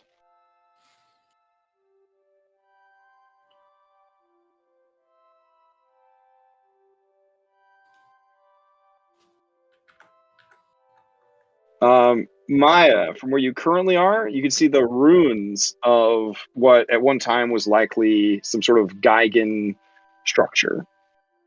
Maybe a small home for a priest or cleric, or maybe even a druid. But it has been mostly reclaimed by nature. Mm-hmm. Is this underwater? Which section? The little. It looks like yeah. Slightly. It's like it's one of those super cool, like it's like a foot underwater, like walkway kind of thing. So like you can walk across it, but you're also in the water. Nope. Walking the low. We're gonna try to. All right. Walk the balance beam instead. Gotcha. We step in this water, all of a sudden, Cetus shows up. Yeah. No, that's just if I step in the water. Julian's going to follow suit on the whole balance beam thing. Okay. There's a cool little pond here. Look at that. It's beautiful.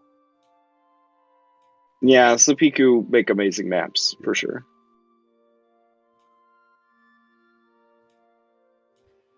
And the leaves, that's a Foundry thing, but all the leaves and the water and stuff is from the map makers, right? It's so yeah, good. It just worked. It just worked out really well together. Yeah, beautiful.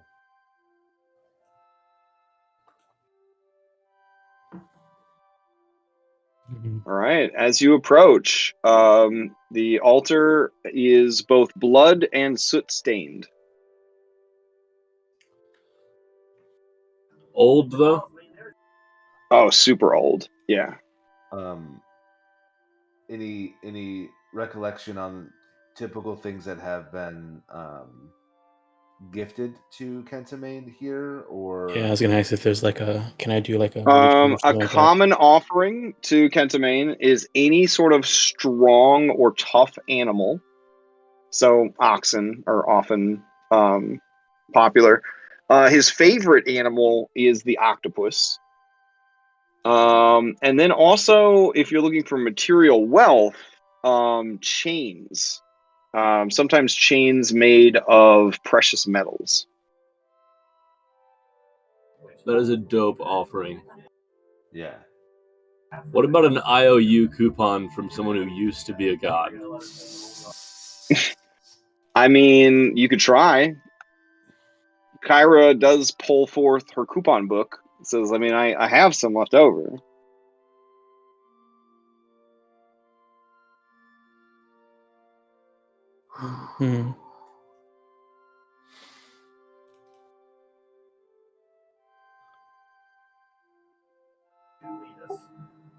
Oh, I apparently also have the constellation of the Geigen. Oh, that might be the one that's marked you for death.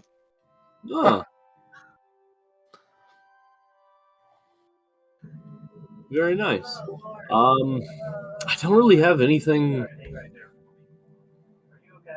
Yeah, I don't really have anything that I think would be a good offering for Kentamane. Did we see any strong beasts on our 30-minute walk here? Oh, also worth mentioning, the altar, the stone altar, is fashioned to be a large stone hand. Nice. And it looks like the offerings are put in the palm of the hand.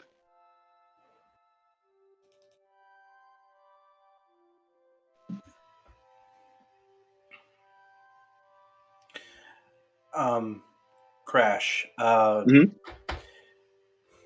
Does Julian feel that if he were to offer up the Chaos Storm Dagger that he has, would that be an appropriate offering to Kentamane? I mean, you have used it to kill people and fight people. It has significance to you. I mean, it certainly wouldn't be scoffed at. It wouldn't be insulting. It wouldn't be on his Amazon wish list, but like, it certainly wouldn't be something that's like, the fuck is this for? Well, it's just that Julian's trying to, after the events of the day before, he's still processing, and he kind of made peace with Kentamane, but still feels it's very tenuous. Mm-hmm. And wants to make a show of good faith that it was Sidon, not Kentamane, and that ultimately what we're trying to do as the Heroes of Prophecy is for the good of Thylea. We're not just in it for, the personal glory.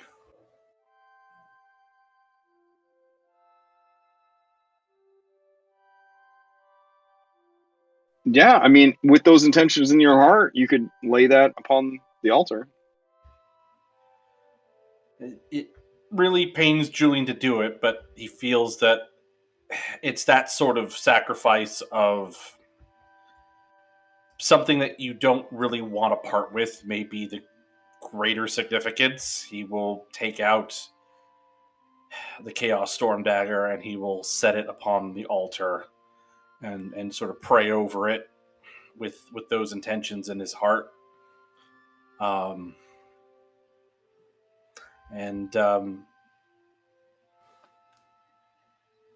Leave it there. Okay. As you lay these intentions bare within your soul, the altar animates. The fist closes. You hear the crunch of metal and gemstones. When the hand opens, the dagger is gone.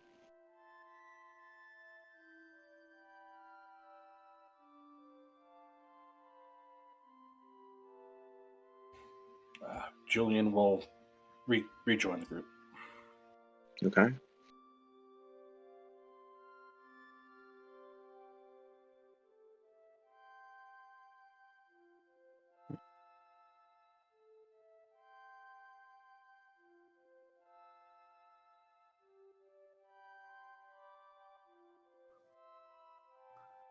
This rope seems really strong. This +2 rope that I have. That's not. Rope is pretty close to a chain. Yeah, I right? mean, he'd probably really like that. Yeah. I know we don't. We wouldn't. I know we wouldn't want to do this, but, and I don't think even Maya would Maya mention. Yeah, she'll mention this out loud.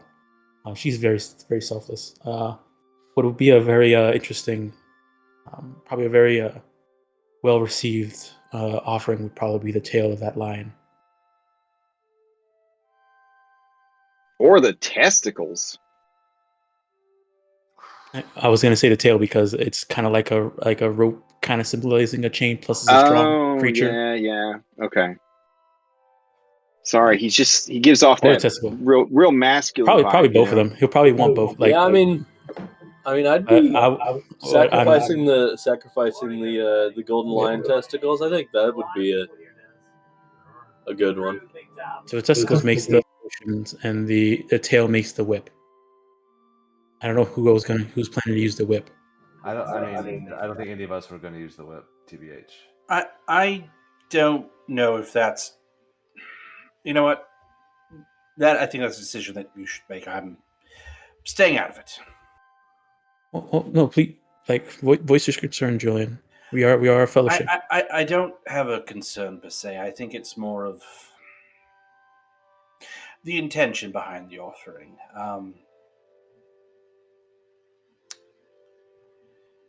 Sometimes it's the thing that you don't want to part with that makes the sacrifice more meaningful. And I'm afraid that if we may get something out of the deal if we sacrifice these things, but if we're just making the sacrifice because, it's not something we're going to use, I feel like that cheapens. Sibo was going to start learning to use a whip in his downtime. Well, I guess the offering. I guess the thing here is, I guess it works both ways, Julian. Sometimes there's a sacrifice for something, a personal one where you offer something that you would miss, and then there's times when, similar to when we offered the Storm Hydra to Kyra to boost her, it's the creature, the effort to take to get the offering and then place it.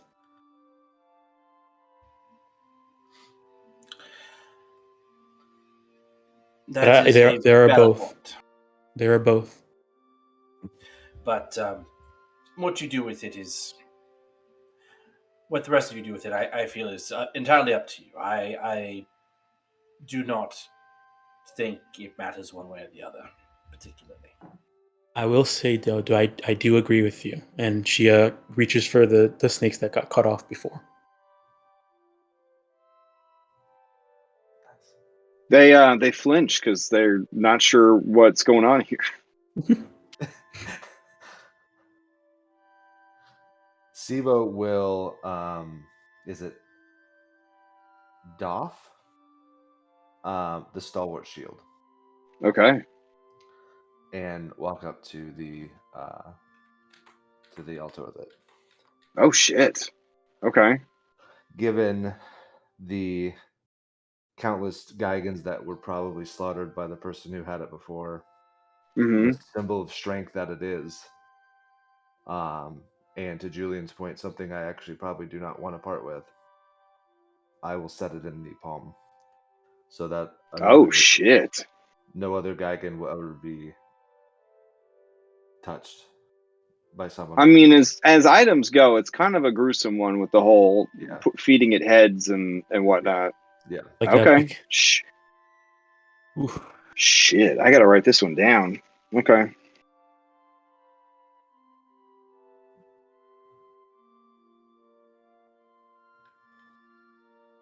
Man, that combined with like the spell you're casting, giving people extra arms, man, you're building that Kentamane piety, dude. Yeah. Mercy doesn't work out.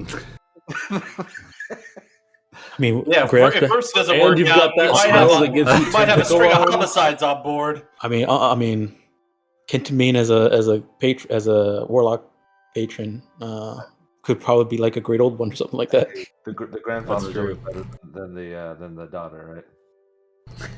Yeah, grandpa. Depends on your perspective, I guess. Depends on the culture. I'll have to find another shield, but I'm down a shield.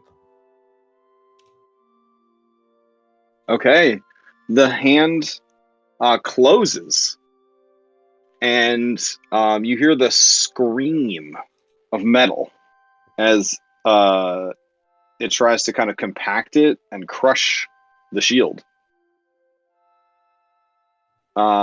This goes on for a while, and anybody with like a sensitivity to like sound, like metal, kind of screaming metal type sound, it is hard to listen to. But after a bit, the hand opens and the shield remains intact. Damn. A wind kind of blows and leaves kind of go everywhere, like real dramatic like style, kind of along with the wind. And the shield slides off of the palm of the hand and kind of clatters to the ground at your feet, Julian. Sibo? Not Julian, Sibo. Oh, all right. was about to say that rolled real far. I know, really. Yeah. No. Frisbee's over to you. Yeah. All right. Damn. When you look upon the shield, you see that the lion face of the shield now has 6 eyes. Fuck. Nice. All right. I lean down to pick it up and look up and see what the hand does to make sure I don't get snatched. Yeah, no, it seems to be dormant. All right. Yeah, I'll pick it up. Okay. And I'll bow and back away reverently.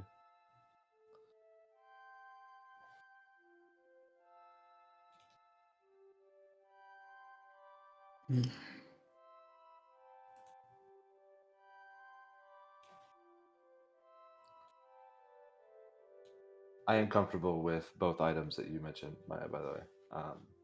Oh no, I mentioned it out loud, but As I was saying, yeah, I'm 100% comfortable with it if we go that route. But you can see that Maya isn't right now is just here sitting and just looking upon the symbolism between Kentamine and Thylea. Yeah. Upon re-equipping the shield, the immediate noticeable difference is that it increases your armor class by another 1 point. Oh shit. Okay. Oh shit. Okay. I feel stronger, guys. I check my testicles. Do they seem like the golden lion testicles? Or do I need to wait to attune to it? I don't know if you want that, because then you'll have a triple vulnerability. That's true. Doesn't matter how much AC you got. You know? Yeah. I don't know. They might have to get past the anaconda to get to those.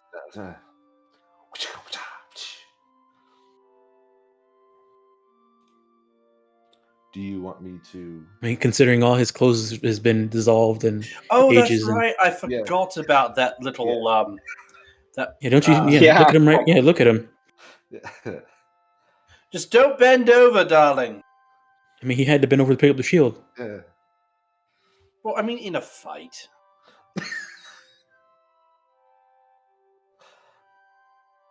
Oh fuck.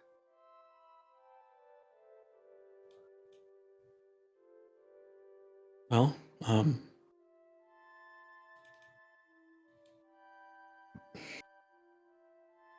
if that is something you would want to offer to the shrine, we can. Otherwise, we came and saw the shrine and showed ourselves. I do know that I did say this to the hand guarding the heart tree, saying that we would do what I can to help protect Thylea. And seeing this, I understand now how important, even now, how much more important it is to keep Thylea safe. Yeah.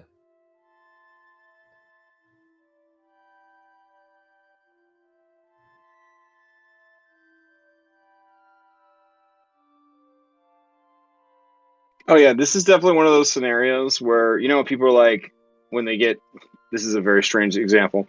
Everybody's got that friend that when they're drunk, they're like, "Hey man, if anything ever happened to my wife and my kids, I'd fucking lose it, man. I'd go full John Wick. You know what I'm saying? I'd just go fucking," and they kind of like tip the beer towards you, like, "I'd go full John Wick, man. You don't think I could do it, but I'd take all my money. I take all my time. I just fucking go. I just fucking go, man. Full John Wick. Full John Wick, man." That's what Kentamine would do if anything happened to that life. My seeing this understands that now. Like, yeah, but I don't think Kentamine would get drunk and say that kind of shit. He just he wouldn't have to be drunk to say it. He'll just say it. But yeah, no one's brave enough to drink with Kentamine. So I like Maya's like he drinks alone. Yeah, or in her mind, she's remembering that like scene that we saw where like the world was ending and monsters were going all over the place. Mm-hmm.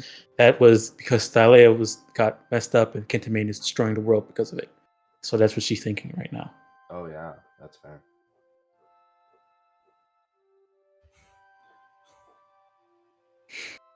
You see Julian take out Xander's axe and kind of hold it in a contemplative fashion. Oof. and then shake his head and put it back. Oh, damn. That's a big one right there. Because let's be Yeah, honest. you're lucky it's a I still bit don't have harsh of me custody to of try and put that in the hand at this point, in the hopes that it gets turned into something awesome, like SIBO. But Most likely, I feel like the larger hand here will crush it. There's that, and also I think it's a little bit more useful against the Titans once we reach that point. But, unless you want to swear off getting rowdy down there, Andronicus. I mean, Kyra pretends to take a deep toke on a pipe and goes, "Yeah, man, we could just take the ultimate path of peace, man." It's a very good Nessa impression. Thanks, but honestly, hear me out. We just spent the rest of our time training in 20 squares, and then we just 20 squares them, and that's it. That's what we do. Yes, but what if they refuse the challenge? Yeah, I don't think that's gonna work. And also, if we make the challenge, they can choose the terms. They make the terms. All right, so hear me out. You have to convince them to challenge us to 20 squares. We need to go find the Furies and take control of the Furies, and then we're solid. We don't have to worry about it. Are you saying this is SIBO or is this OOC? SIBO. What do you mean take control of the Furies? I mean, they basically work for the Fates, right? Oh no, I had that thought too, and after us deliberating a bit, we learned that that's not necessarily the case. Oh, that's right. I remember that. Okay, never mind. Then it was. Let's say, we already discussed supplanting the Fates. Oh yeah, that's happening. Well, yeah, that's what you call it, Versy's quest. Yeah.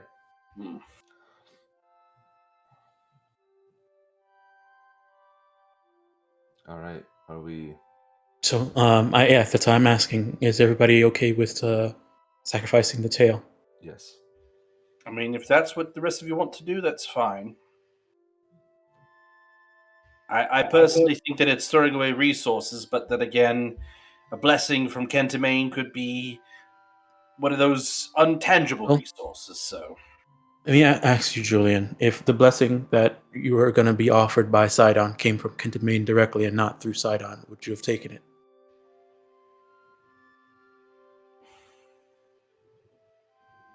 Perhaps. I honestly don't know.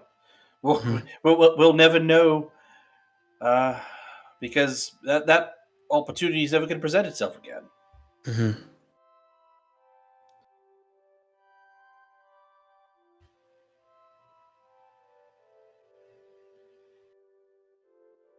Okay. Well, if there's no objection, then yeah, it's fine with me. Okay, I'll go up to the hand, and I will lay the tail down in the palm. And I don't know if this would make sense, but would it make sense to wrap it around the fingers to kind of symbolize change, so that we get the meaning behind that? Yeah, that would work. That would be great. Okay, then that's what she'll do. Okay.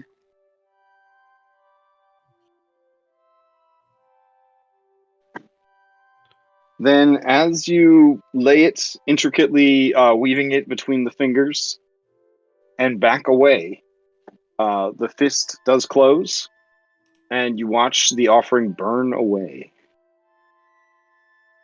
And then the hand opens. Turns into a thumbs up. And she'll say, if the time comes and we need strength to help protect Mother, please lend it.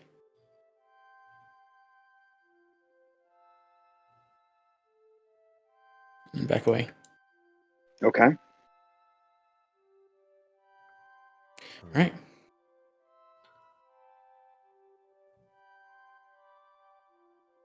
We'll start. All right.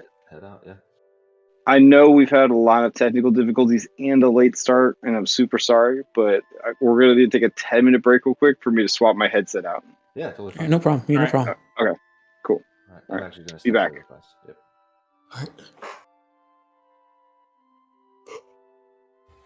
Well, I guess the productive thing at this point would be to figure out where we want to go from here, since we're pretty much going to be done once we get back to the tree. Yeah. There's yonder Fire Island and Themis, and then random.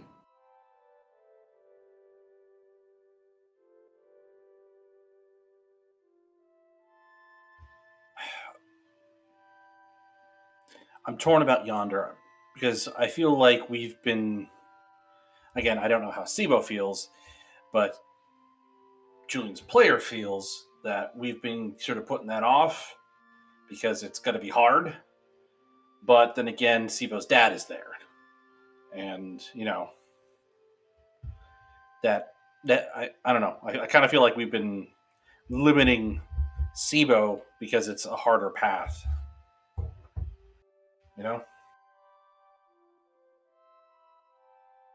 But I kind of feel like maybe Fire Island might be where we go next. That's just my 2 cents. Well, OOC. I mean, I don't know if this kind of. I don't know how this is. Because I kind of feel the same way. Like, I know we're putting off yonder, and we learned about SIBO's dad there, and we just haven't been going, and so I kind of feel bad about that. We kind of have to hurry up, don't we? Because they're planning on sending him to practice. Yeah. Yeah. Shit. But then also, I'm also thinking like, if yonder is like a military base, if we go to Fire Island and gain allies with the lizard people there, and go to Themis and gain allies with the Amazons, then that might be too. That might be easier, but it also may be too late. Yeah, too late. Yeah, I'm back. Oh, you had stepped away. I'm sorry, man. Oh, no, sorry. Yeah, I had to move the kid. No, that's fine. No, just we were talking about stuff that pertained to SIBO. Oh. We thought you were listening in. Didn't realize you were AFK. Oh, let's go. All right, go again. Okay. Do you want to go to yonder next? Okay. That's fair. So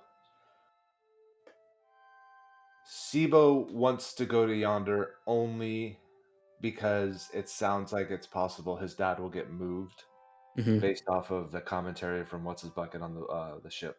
Yeah. Yeah. That was sort of our conversation. But that being said,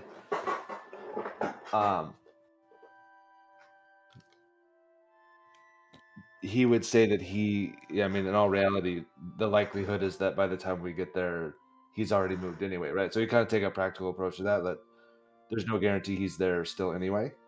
So if we had something else that was equally important, even if it was slightly deemed more important by the party, then he would not say that, like, he's not going to throw a fit about it. Well, it's not so much of greater importance, but Don was pointing out that if we go to Fire Island, obtain allies there, and then go to Themis and obtain allies there, granted, we have no idea how long the revolution is going to take, then going to yonder, that might put us in a better position to deal with the military presence. Practically, pragmatically, we are not staffed well enough to take down a fortress. But then again, we can always see if we can do it in a more less rowdy approach. Yes, correct. So, like, again, the problem is if we I end up tripping over that tree branch while we're being sneaky, right? Like, worst case scenario. I mean, Andronicus and Sneaky are bad together anyway. Yeah, Maya and Sneaky. Unless I'm in spider form, Maya and Sneaky is not good either. So his response would be, as much as I want to go ensure my father's safety, if we die going in, what's the point? Okay, I'm back. I know we said 10 minutes, so if people need more time, that's totally fine too. I think we're all here. Well, no, Oren Okay. is BRB, but I also needed a break because I got sick. They got me on this amoxicillin. You know what I'm saying? So, I'll go straight through you. You might as well just go eating fiber. Yeah. So it's been a rough week. I was sick last week when we played, but I felt like I did a pretty good job of not being sick. But Monday night was I didn't notice. Monday night was rough. So I don't rightly remember all of Monday night, but they told me it was the coolest fight they've ever had. I So remember hopefully Scarlet that laughing a shit ton. So yes. Oh man, did they cry? Because there was a really fucked up thing that happened. I don't know. I just heard my wife laughing from across the house. Okay. Yeah, people were really doing a lot to try and cheer them up because of this really tremendously sad thing that happened. But yeah, I kind of want to listen to it so I know what's going on tomorrow night. But we'll see. Red even messaged me because Red and I go way back, and Red's just like, "Bro, you gotta learn to just not run a game when you're feeling too sick." So you ran a good game, but I could tell you were dying the whole time. It's like, be quiet, person who knows me well, who cares about me. Shut the fuck up. So, this is a for-profit business. No, okay. I mean, I don't want it to always be like that. No, it wasn't no, until I bought the stupid house. Play it. All right. Okay. Once we're all back, we will continue. You guys. I mean, it's nighttime by the time you're done giving. You kind of the last sacrifice of the day, the lion tail. It kind of burns up right as the sun's setting between the fingies of the giant hands. Super dramatic. Oh yeah, beautiful. Yeah. So with nightfall, do you guys stay here at the shrine and fight shrine ghosts? No. You guys, Julian has made Kensame not mad at him, so there won't be any shrine ghosts. Unless Julian pees on one of the statues. Then there could be shrine ghost fight. But there's plenty of fights, so you probably don't need to make fights for yourself. Julian's but I am curious. curious. Be on his best behavior while still here at the shrine. Yeah, man, you gonna try giving non-rowdy path a chance? We were talking about that for Yonder. So what is the plan from here? You have a number of places trying to go. piece that out. Yeah. Okay. Do you want me to take you back to the wider world so you can see the map? Would that help at all? That might help. Yeah, it might help. Okay, sure. We were looking at either Fire, Themis, or Yonder. Those are all pretty big choices. Yeah. All right. Good thing we have a functioning poll thing. I don't know, 41 updates. Maybe we have a functioning poll thing. It worked. It worked Friday. It worked yesterday. Okay. Yeah, so it's got to be my Discord because I've had 0 internet issues. Phone's been working fine. Outside of that. So yeah. Oh wait, the Indigo Island. That was something that we Indigo. put on the. Wait, was that instead of Fire Island or? Oh, you guys would know where Fire Island is by now, right? Didn't somebody tell you where Fire Island was? I think Bicycles was going to tell you where a bunch of islands were. Yeah. Once he got the olive oil. That's right. We were talking. This is several sessions ago, but we were joking about trying to renegotiate Bicycles' terms about the horde of the Chimera Queen. Oh yeah. So you've got that. Also, there's about to be a story scene unlocked, so you will know where how to get to Fire Island after that. So. When Maya and Sibo were looking into research about the seas, they found Fire Island. I think it's the same time they learned about the Chimera Queen, Manticore King. Okay. Yeah, that's right. Yeah. Okay. So you know about it, but do you know how to get to Fire Island? Not I yet. don't think we had the constellations. I think we just learned about it. Yep. Yeah. Okay, fair enough. Yeah, we know of Fire Island and what's supposed to be there. The area where behemoths are. And remember, you can always just randomly pick a constellation and see what it is. Yeah. We also we're weighing that as an option. But Yeah. I don't know. I mean, if we go to the Indigo Islands, then we could try and get some barbarians on our side. Mm-hmm. Maybe they're into drinking competitions. Not to sound pessimistic, but if Oren is supposed to come back per Edicus, and we might want to make sure he is back before we go to Indigo. Otherwise, barbarians seem pretty risky.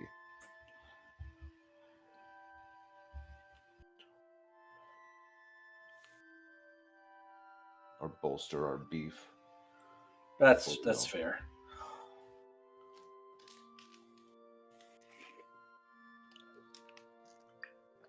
Okay, we got everybody now, or I think we're all back. All right, cool. So, yeah, I mean, honestly, you have calmed this island enough that you can go back, retrieve your peeps, and then head back to the boat at that point. Okay. If we're camping at the, are we actually camping? Are we able to camp at the shrine, or do we have to deal with? Yeah, you can camp at the shrine. I would not treat this shrine as a sanctuary, though. Okay. Yeah, because Kentamane is a pull yourself up by the bootstraps kind of guy. He would never just give you a safe place to rest. I worked my way through college. Mm-hmm. Yeah, exactly. Yeah, painting fences part time for only $47 an hour. I can't do it. That was 500 years ago. 47. Yeah, 47. Before the Pact of Peace. Oh, dude, you ever listen to boomers? Oh my god, like they're like, yeah, I had to save up the $2,000 to buy my brand new car. It's like, oh boy, okay. You poor baby. I could save up, That sounds rough, bro. All right. Anyways, okay. So, I'll assume then that you kind of return, gather your peeps, head back to the Ultros, and plan your next move. Or did you have other things you wanted to do on this island? Because other than if it's hunting, not considered incredibly intrusive, I'd like to grab a few of the various fruits, but if that's something that would be like taboo to not like leave something in return, then I wouldn't. I would consult Maya about this before I go to. If Julian isn't suggesting it, maybe you should, because I. So Maya, mechanically, your connection to Thylea allows you to know mathematically how many apples you are allowed to take from the island before it is too many apples.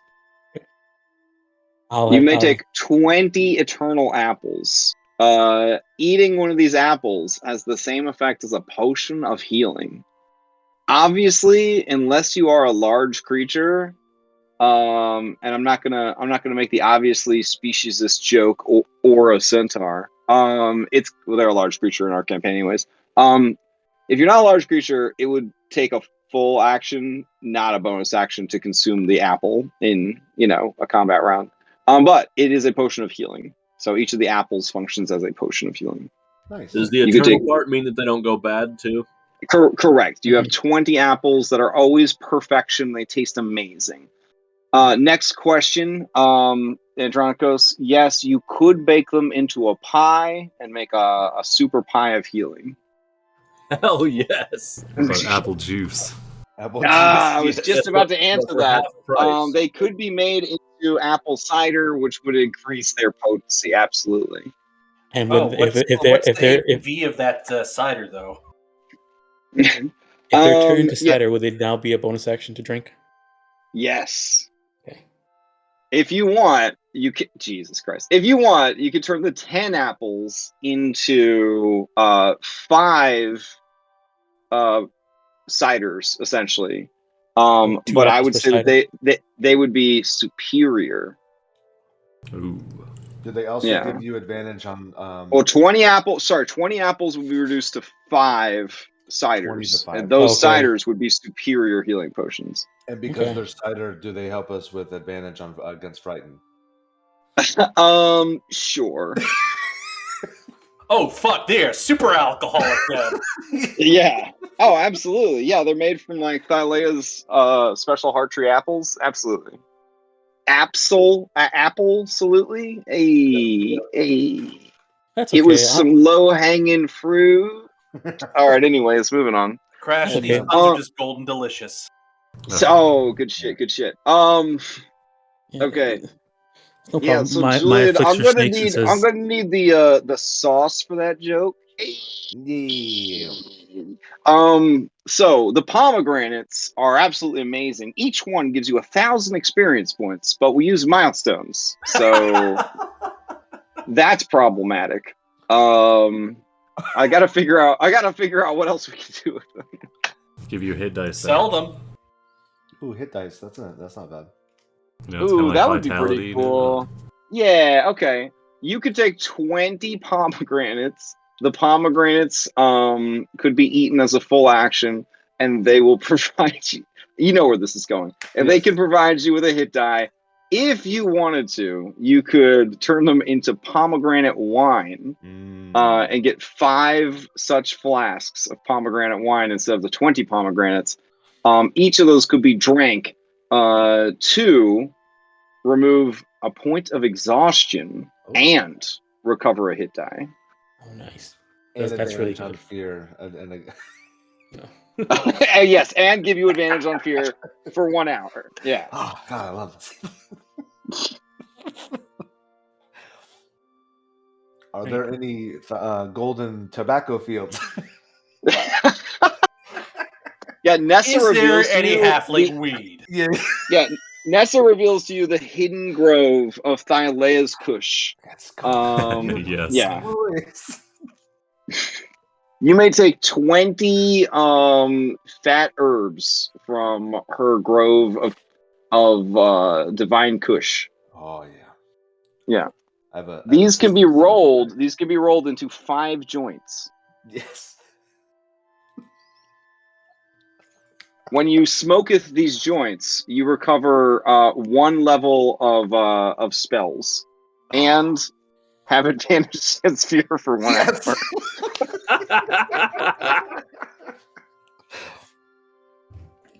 All right. All right. Sibo puts one behind his ear. Okay. Might as well just work our way through all the fucking plants. All right, so then you find her hidden grove of orange trees. Skip to the end. You get 5 things of orange juice.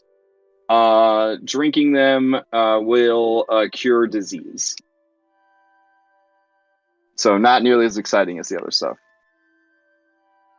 Crash, if it's too much trouble, can you post this somewhere? Orin has it in the treasure. Oh, he does? Okay, I was away from Discord. Yeah, no worries. And that disease is always scurvy. It's a little bit harder for me to copy paste from my computer to my phone, but I do have the notes here. And I'll double check against Orin's notes to make sure that they're accurate. Orin's been staying on top of it. I was just okay. Oh, no worries, no worries. Okay, so now. Now the topic of the olive oil. Did you guys make arrangements with him that you would get some of this olive oil, or does he get to keep all the olive oil? That's fair. I only wanted. I don't recall us making any kind of deal because he was just like, "This is what I want," and we were like, "Fine, you can come along."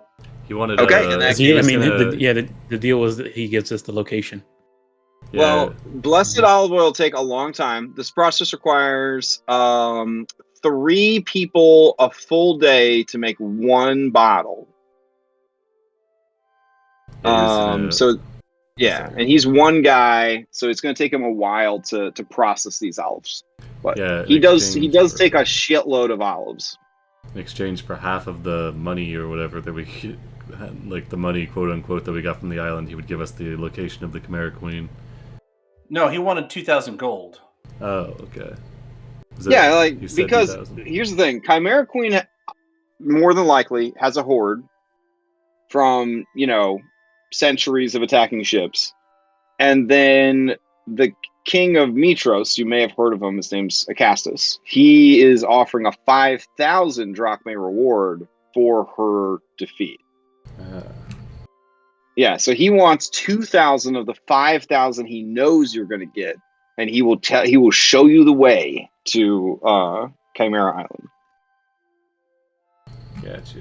You could try to haggle him. Now that you've helped him get the olive oil, he's probably in a real good mood for negotiation.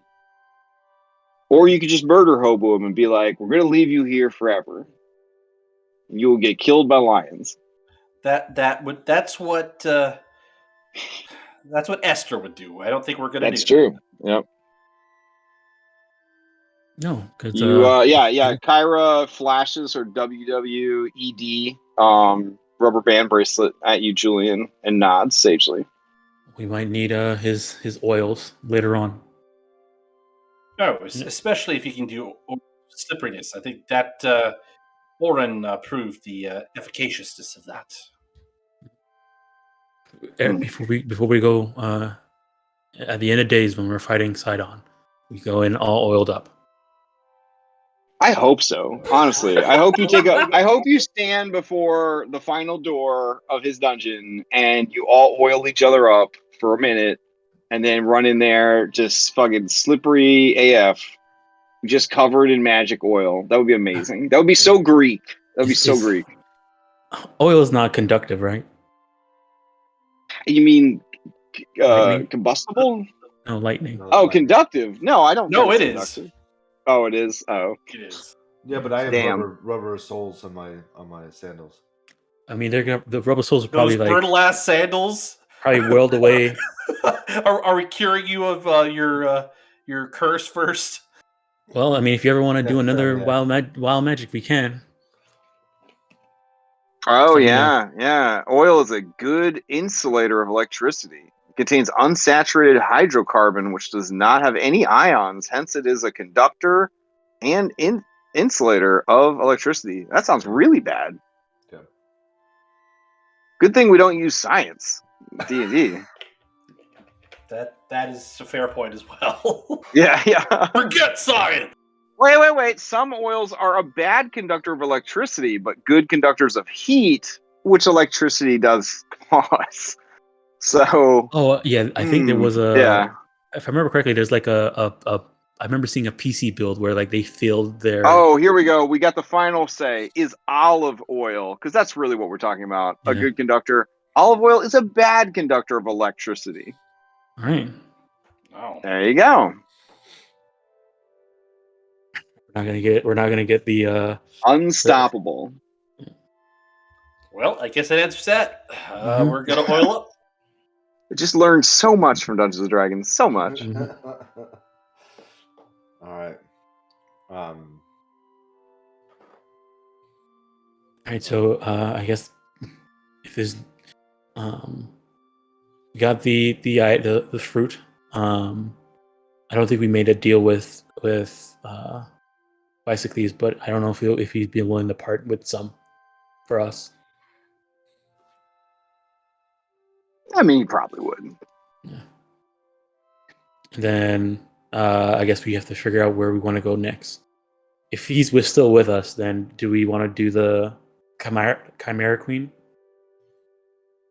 Since he's going to want to be the one to guide us there. That does sound good. Okay.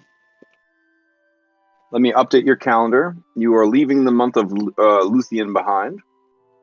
And what month is it now?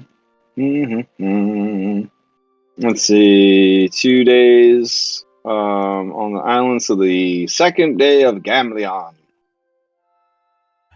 Okay, so it was 2 Oh, and look at that. Heavy rain today. That's always fun. Question. With the travel to the shrine, that was a day or 2 days from the tree? 1 day. Leaving for the shrine, you stayed overnight and then you came back. Okay. So you've been on the island like around what? You went 3 days. So you went the first day, you ran into the lions, then you found out about the hand. You went to the hand, all that jazz. Sorry.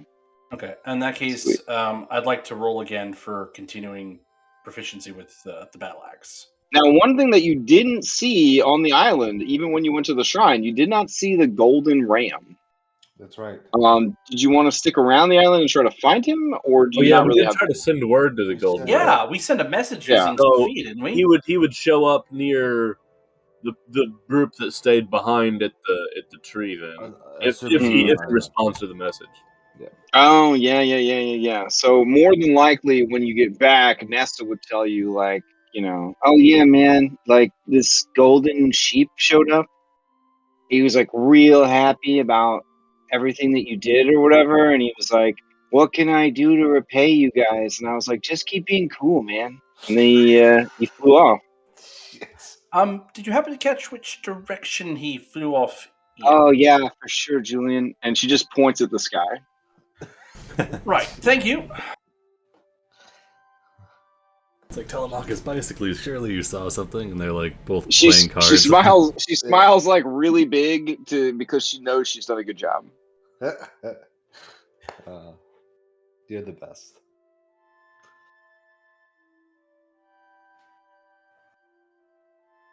So, yeah. Anyways, and then she goes and proceeds to help haul like 2 barrels of olives back to the ship. You guys get back on the ship, and you start setting up for your business. What is this charisma check for? What's that for? That was for training with the battle axe. Oh, fair enough. Okay. I don't know what we wanted to set the DC at. Because I rolled the 9 last time, and it's like, yeah, there's no way that's unless it was like a 5 with it being a sanctuary or something. Yeah, for sanctuary it would definitely be very low because there was low stress, all that kind of stuff. So, if you were checking for your time at the shrine, I would say 10's fine. Yeah, 10's fine for the shrine. All right, 2 more days. Okay, cool. I could make it to a 15 if you really wanted to overachieve, Oh, you're going for 20 squares, I see. Oh, no, that's just... fuck.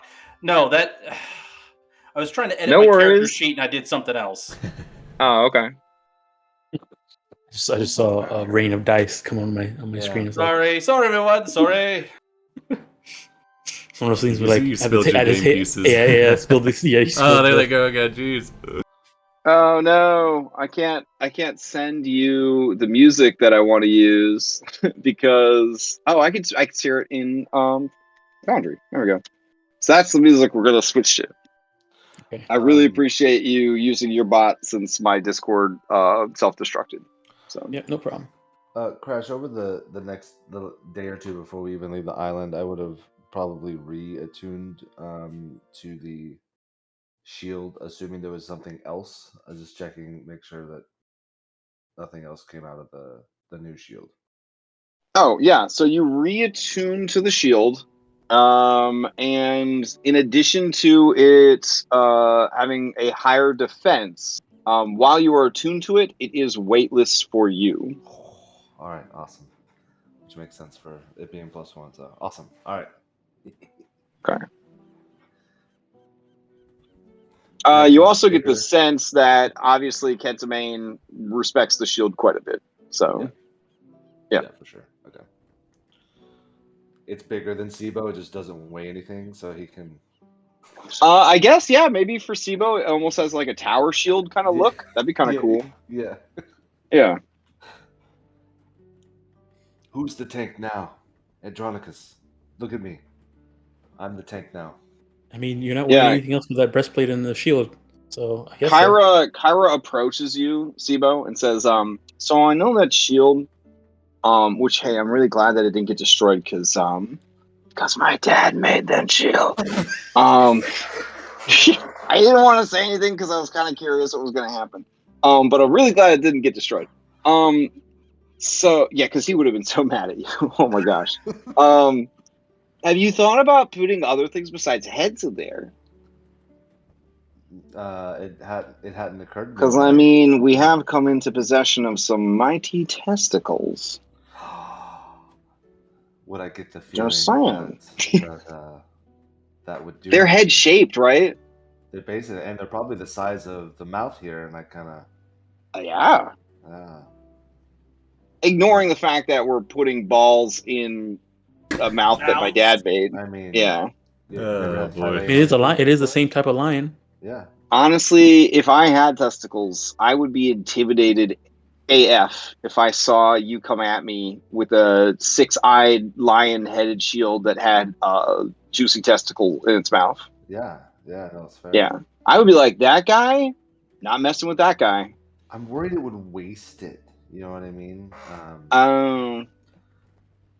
What if it gives you? Oh, yeah. I have to like get it all the way up in there. You know what I mean? Like I just gotta like way up in there. Yeah. I think it's gonna squish it a bit. What if we cast enlarge on them and then you put them in there? That could work. Does that work? You can cast enlarge on an inanimate object, right? I don't have it. I would assume so. Yes, you can. You can. I have it. Oh, you have it? Maya, enlarge these testicles. Make them like huge. Remember, it only lasts 1 minute. That's all right. That's long enough for me to get it in there. Also, not to speak ill of the dead, but it seemed like Oren was real horny to drink the testicle juice. So I feel like we should probably honor his wishes and make it into a slurry or whatever he needs done. I have an idea. I grab a single olive and I put it in the mouth. It falls out. Okay, yeah. It's probably just gonna work on heads. Actually, probably animal parts. Well, Maya, isn't an olive like the head of the olive tree? Isn't it the testicle of the olive tree? No, it's the children. Ooh, so it is the testicle of the olive tree. All right, it's good that we didn't waste the lion one. Yeah, agreed. All right, good meeting, team. All right, high five. All right, she low fives you because you're very short. Yeah, that's fine. All right. So, where to next? Do we want to chimera it up? Oh, where I mean, Orange. I hear you talking about the Chimera Queen. Well, you have helped Bisocles, and so Bisocles would love to help you. I was a bit greedy before, and demanded of you 2,000 drachmae. Well, let me say, after witnessing your great heroics and deeds, I am confident that you could defeat any enemy. Therefore, I will ask for nothing in return, except what you feel I deserve. With proper funding, I could set up my own alchemical lab here on the Ultros. And you see him shift from the stratagem of extorting you to becoming a money sink video game resource. Hell yeah. Yeah. I could sell you oil loot boxes. If you had to estimate. Yeah, Kyra gives him like a thumbs up, like she's definitely talked him through this process, and he gives him like a thumbs up, and he gives her a thumbs up, like, it's not extortion when they think they're getting something out of it. What is this in-app purchases? Yeah. Honestly, for only 1,000 drachmae, I could start building an alchemy lab right away. and then but any additional drachmae would speed up the procurement of the new potions. All the other NPCs watch and stroke their chins thoughtfully. Could be setting a precedent here.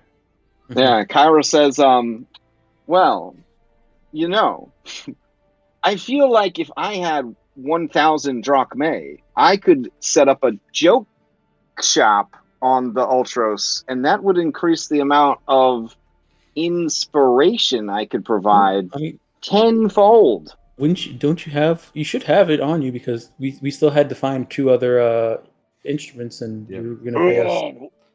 So, if I had 1,000 drachmae, I could set up a gym.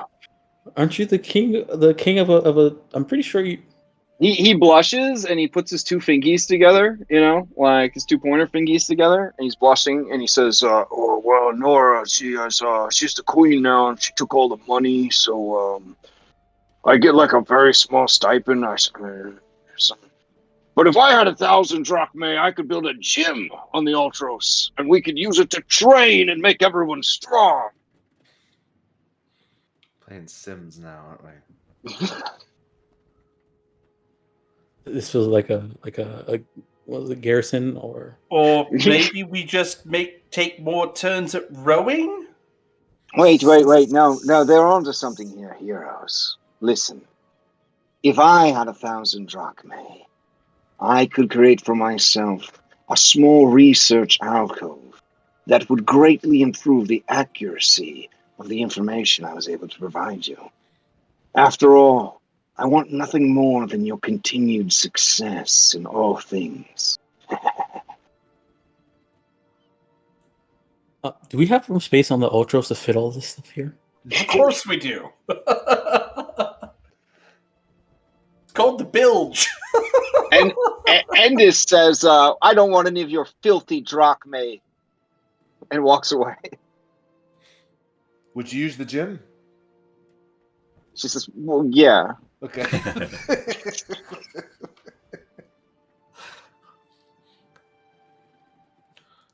What's Telemachus bringing to the table?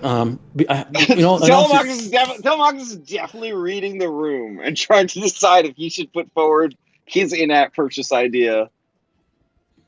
Julian is going to jump in front of the group and sort of spread his arms wide and say, "And if I had 1,000 drachmae, I could get shit-faced drunk every night for like a week." Okay, Versi says, "I think that is an excellent use of drachmae." And she winks at you.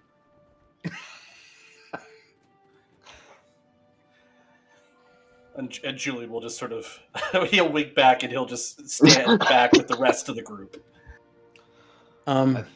Corinna says, "I mean, I don't want to support this kind of behavior, but if we did have a gym, I would use it."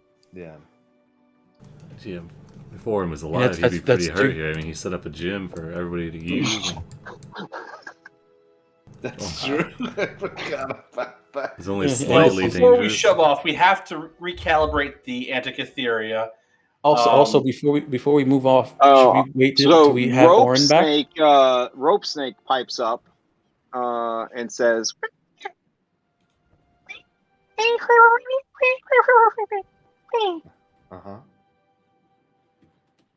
Kyra and Pythor nod because they know all languages, including Rope Snake. I'm sorry, what did it say? To be they? They? Yeah, Kyra says they said that if they had 1,000 drachmae, they would buy the biggest diamond and sacrifice it to Etheria to get Oren back. Oh. I wanted to do that too. All right. Chimera Island it is then, isn't it? Well, before we go on, Pythor's like, "That's not what it said." And she says, "Shh. It's better this way." You wanted to open up a pretzel shop. Yeah. Yeah, I would open an Auntie Anne's pretzel shop on the 3rd floor of the Ultras. Probably can make more money off of that if visitors. You guys start a fucking food court. No longer provide free meals. It's a food boat. Fucking mall. It's a food boat. Yeah. I mean, they have them here. You got a row for food tokens that you can spend at the food court. Yeah. Get at. All right. What is this? The army? Capitalism? Yeah. All right. No, they'll pay you in pogs if you're like outside of the state, so that you spend its PX. Yep. But before we move on to the Chimera Queen, should we wait until Oren is with us again? Because I'm not sure how this would work. Yeah. Is he just going to show up on the ship? So the thing that concerns me is before he showed up the next day. It's been 2 days. Kyra's like, we can't live our lives waiting for Orin. Right. Just fill his spot with someone else. Hey, Corinna, there we go. Telemachus. Okay, fine. Telemachus. I don't know. I think Waiting for Orin Corinna. sounds like an excellent play title. No. You're right. Corinna. Oh. You know what? Hold on. Endus. What? It's too hard to choose. It's too hard to choose. We need to wait for Orin. Okay. I mean, Orin's player. I mean, which NPC would you want to fill your spot? Pythor. Oh God. I mean, as long as you're not going directly against the Titans, it should be fine. You got Folon. Oh, You could play as Nessa. Oh god, I don't think I can do. Icon? Not in the right state of mind for a Nessa. I don't know. I just want to play. I'll play Oedicus. Okay. So is Oedicus now temporarily part of Androdocos's Pokemon team? Yeah. No, he's a full-fledged member of the Heroes of Prophecy. I mean, wow. enough, Okay. he's a level 8 fighter, guys. Come on. He gets Hold on. Here, Hold on. And perfect. All right. He picks up the Zephos in his mouth. Yep. Rope snakes. It's like he never left. Okay, so where are we going, guys? It's the Chimera Queen. I'll put a poll up if we have to. No, I think we're going to go after the Chimera Queen. All right. Do we have the its name currently escapes me, but like the Pelican device that we use to send material? Oh, the Celadon? Celadone. Yeah. Yeah, it'll show up soonish, or it may already be there. Let me roll to see. Okay. Because we want to send off the materials. Yep, it is on standby. Maya, you got your rock, right? Yes. Okay. Yeah, it is on standby. So it opens its mouth, and you feed this 12 feet of like clay tubing into its mouth. Mm-hmm. Yep. Okay. Plus the hide, plus the testicles. Okay. Well, no, not the testicles. We can take care of the testicles. Oh, that's right. We were going to have bicycles. Okay. That's right. Yeah. All right. And fly off. And then I would have messaged Vulcan to let him know about the stinger, and had a back and forth about that. And right, what do we want from it? Like let it be a spear, a lance, or a spear with like a trident of Titan sling, a hollow point. Yeah, a trident, a spear, or a lance of I don't know, whatever Nyx. Orin did originally have a spear, so I don't know if that would be something worth looking for a replacement for the Zephos, but I don't. And oh my goodness, if he comes back like more Lutheria parts and then gets a Nyx spear, oh my goodness. Oedicus, do you want a spear? like a Lutheria poison Nyx spear. Oedicus nods slowly. This is okay, all right. I'll message Vulcan about getting a hollow point spear. It will take 3 days of travel to reach your destination. Okay. That works. So let's see if anything interesting happens while you are sailing about. Mm-hmm. All right, finishing blah blah blah. Go down here. Rankings, blah blah blah. Sailing stuff. All right. Let's see. And while you're doing that, I'll Sibo will make sure to share his sketches, as poorly done as they might be, with Nessa and Falana. They are both. Well, you know what? Go ahead and give me a sleight of hand.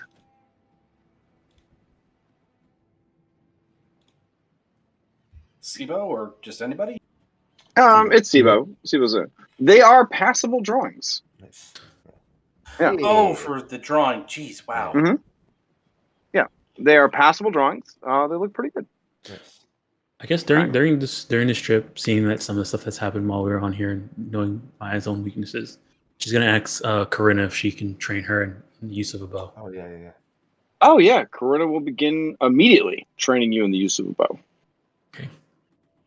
They also understand the rudimentary stuff around chakrams. So if you would prefer to train in chakram, or would also like to train in chakram, chakram. That's awesome. I mean, if either or, because I have chakrams on me, I just haven't.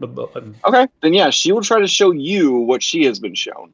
Seeing the two of you struggling with that shit, Moxena will offer to train both of you in the chakram. Okay. All right. And if we have full 3 days, right? 3. Yep, 3 days. Yep. Okay. Andronicus, are you down for some battle axe training or? Yep. All right. Okay. All right. Let's see when this occurs. Interesting. Okay. So on the first day of sailing, you guys happen upon a floating reef. The reef is having an unusual effect on the Antikytherian. And it is kind of messing with the calibrations on it. In fact, it is messing with the calibrations on any sort of clockwork stuff that is on the ship. So if anybody has any sort of artifice or clockwork stuff, there are some weird disturbances with it. Do you wish to stop and examine this reef or sail past it? I would be curious. What? Okay. Yeah, same. That could be useful for us depending on what. Okay. What's going on. All right. So this is not. There's no map for this because it's like one of like 300 possible encounters. But as you explore, you see that it is essentially a coral reef that is growing around a central core. Whatever is in the center of the reef seems to be having some magnetic effects. So as you get closer to it, any metal that you're carrying is kind of pulled towards the reef. Oh, damn. And as you explore and kind of swim near the reef, you see that the creatures living in the reef, as well as the coral itself, have almost a metallic sheen to them, as if they have sort of picked up or developed sort of a semi-metallic nature as a result of whatever the core of the reef is. So if you could picture almost like a heart, like a biological heart of coral floating in the ocean, that's kind of what this looks like. Okay. I had an idea what that. Hold on. Hold on 1 second. How big is it? It is large enough that you were able to see it from the ship. Yeah. So, I would say that it's at least 150 feet across. Damn. Okay. It's like one of those aluminum anthill images, like sculptures. Yeah, it would kind of have that vibe to it a little bit. All right. Do we want to go and look or pull it out? I feel like we should take the little boat closer to it, but maybe leave Julian on the big boat. That's fair. All right. Where's our coxswain? Let's get the coxswain out here. All right, so you guys hop into the boat and head on over. Minus Julian. Yeah. Minus Julian. Got it. Yeah. Oh, this is adorable. Somebody made an anatomical heart out of coral as a drawing.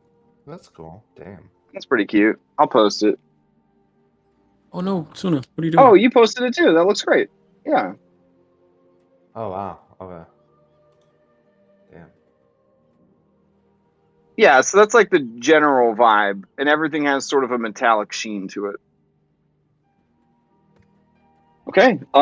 As you explore the waters above it, and I'm assuming you send familiars below water to kind of get the scope down there. I can summon an animal to do it too. There you go. Yeah. So you kind of scout around. That's generally what it's got going for it. The buoyancy of it is unusual, but then so is the fact that islands float in this world, period. Since islands in other worlds are allegedly the tops of underwater mountains, if you could believe something as crazy as that. Yeah. So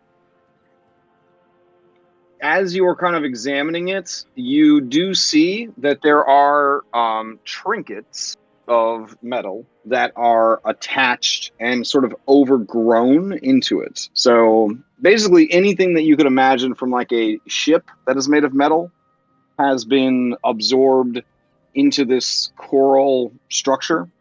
And then, weapons, spearheads, things like that, you can kind of start to discern these objects. You could spend hours kind of searching for things that have not been fully absorbed and then try to retrieve them if you are interested in doing so. Or, whatever else you want to do with this thing. But it's essentially just a strange anomaly in the world. While we were kind of getting out there, I would have ritual casted Detect Magic. Just okay. See if you can spot anything magical there. Yeah. All right. See what we got.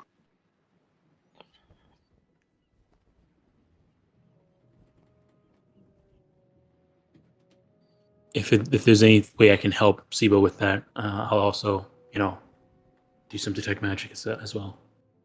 Okay.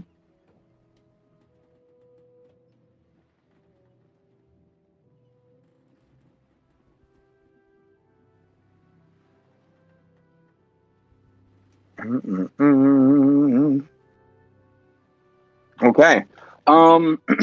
Yeah. You see there is a magical emanation coming from a sword. It seems to be some kind of strange curved blade with a very large, wide hilt. And that's directly attached to it, or is it floating somewhere else? It is definitely firmly attached and slightly overgrown with coral. Okay. I'll point that out. All right. If someone were so inclined to go in there. What does coral classify as plant or animal in this case? Ooh, it would definitely be considered a plant creature. Okay. Well, if no one has any objection, I'd like to investigate this sword. I don't see anything dangerous at this point. Yeah, I mean, I'll just dive in next to it and go up. Atticus shakes his head no. He nods towards Julian and then points to the water. I'm on board.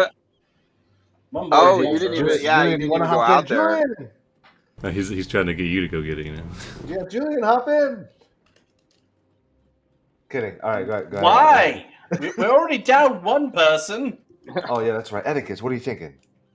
Atticus shrugs. Okay. Andronicus, as you swim up, it seems to be a strange curved sword with a massive pommel. And it is definitely stuck to the coral formation, overgrown in some places with coral and barnacles. You can attempt a single strength check to pull it free, or athletic check, or any other thing that you could think of. But it is essentially in a state that if you do not succeed, it will break. It's a very sword in the stone situation. But Maya, you did ask about the coral being plants or rocks or animals. Yeah. So were you going somewhere with that? Yeah, I'm looking to see if this would work. Where is it?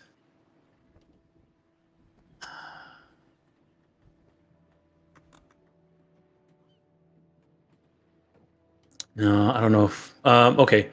If I were to use I don't know if this will work, but okay. If I use speak with plants, would I be able to talk to this metallic coral? You can certainly try. Yeah. and then because it says that they, while talking to them, I can try and if it's a thicket or undergrowth or something like that, I can ask them to see if they can remove difficult terrain and stuff like that. Nice. Yeah, sure. Hold on just a sec. Yeah. I'll post it in. He's gotta pull up his Coral NPC notes.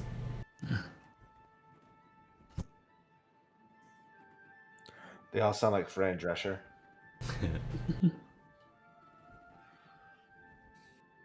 Hello? Yep. Can you hear me? Mm-hmm. Okay, cool. Yeah. I had to swap. I went and got my other headset on the break, the wireless one, but I had to switch it just now because the battery's out on the other one. Yeah. Okay. So yeah, you are going to speak with the coral formation.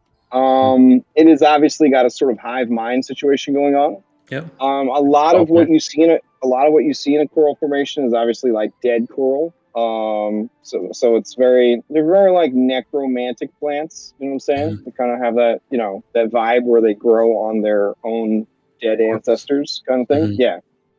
And they say, greetings, child of Thylea. Very few deign to speak with us. We who worship the fallen star. Oh, fallen star. I haven't heard of the fallen star. Long ago, a star fell from the heavens. Our ancestors were drawn to it and grew upon it. In time, our love raised it from the ocean's floor and cast it adrift in Sidon seas. See, is that the reason for your unique coloration and we are texture? Blessed by the fallen star's love. It's very magnificent. I see that many objects are attracted or connected to you. There's a specific object there, and I'll get their attention to the magic sword. And I said, "Would you be willing to part with this part?" Okay, go ahead and give me a persuasion. Right. You may use wisdom for this persuasion because you are using druid magic. All right, awesome. Persuasion. Change to wisdom. Oof. I'll succeed at a cost if I need to. All right, that brings it up to a 10. Ugh. Yeah. So the coral formation says, we are unwilling to part with our treasures, but we will acknowledge the strength of conviction of any who wish to take what they desire. All right, well, I'll let Jonicus know that it's up to him and his strength. If you need a guidance. Yeah, well, in hearing that, would I have time to cast Polybrachia and give him advantage on Yeah, an sure. athletics check? Yeah. I was going to have Callius help me even if you didn't, so that'll work. So yeah, Polybrachia. Can you have Sophia guidance me too? Yeah, I can guidance you. All right, so Guidance I will is a concentration anyway. So And we have a fancy. Never mind. I will. Yeah, I'll advantage strength check plus guidance plus my Faxpiration athletics check. juicing. Oh, yeah. Nice. Okay, with a 26, you flawlessly pull the sword free without damaging the living coral nearby. Nice.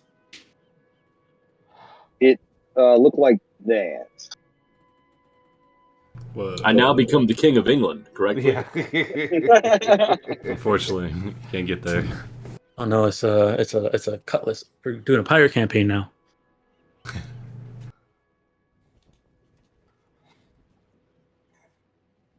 It's just Ford's Sword of Fathoms from Campaign 2 Critical Role. I'll identify it when we get back to the ship, or if we have time. I touch it. I just hear whispers of the word Ukatoa. Oh, jeez. Yes, I'm ready for it.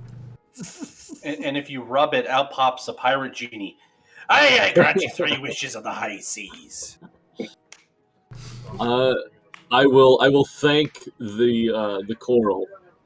I'll translate for him.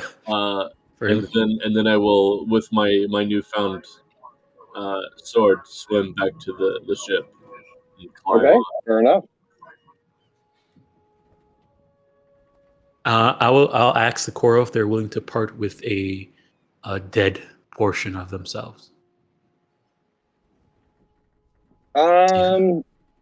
Ooh, okay. You're gonna do another persuasion check, but this will be a disadvantage because you flubbed the first one pretty hard. Yeah. Is it still wisdom? Yeah. Would I be able to? Well, never mind. I guess I can't talk to the plant, so I can't help. Okay. It says if you are strong enough and brave enough, you may certainly try. All right. I can attempt to break off a chunk before I get back. Yeah, I'll let Andronicus know. I'm going to point out which piece is like dead, so that we can take a piece of it with us. Yeah. Okay. I will still with Polybrachia try to snap off a dead piece to bring with us. All right. Give me another athletics check. Oh my goodness! Yeah, you get a pristine chunk of star coral. All right. Star coral. That's badass. Are you gonna put that on your sheet, Maya? Yeah, I have it. Okay. Pristine star. Nice. Star coral.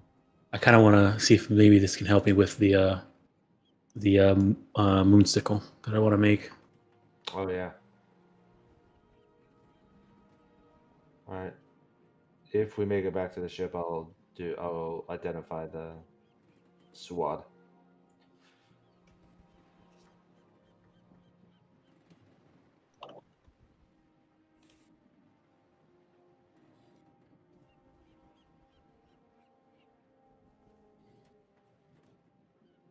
Okay. All right. So, what are you identifying? The coral or the cutlass? I'll do the cutlass first, and then the coral. Okay.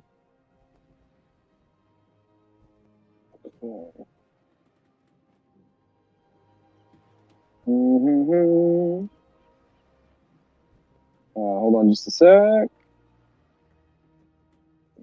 Ooh.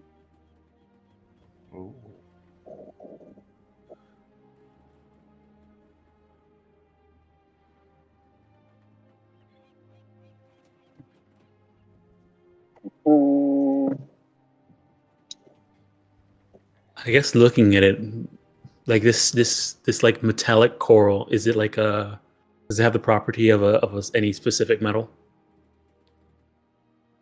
Like look wise, like is it like silver or we don't know?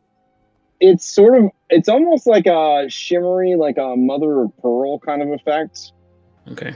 On the coral that you got. It has that sort of effect that when it's underwater, it looks like rave colors, like neon purple, pink, green, all that. But when it leaves the water, it's ghostly white, that pearlescent sheen.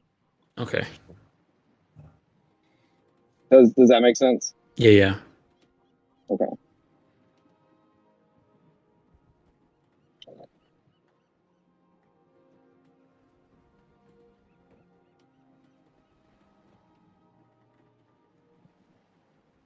Okay, so the coral cutlass requires attunement. It is a cutlass +2.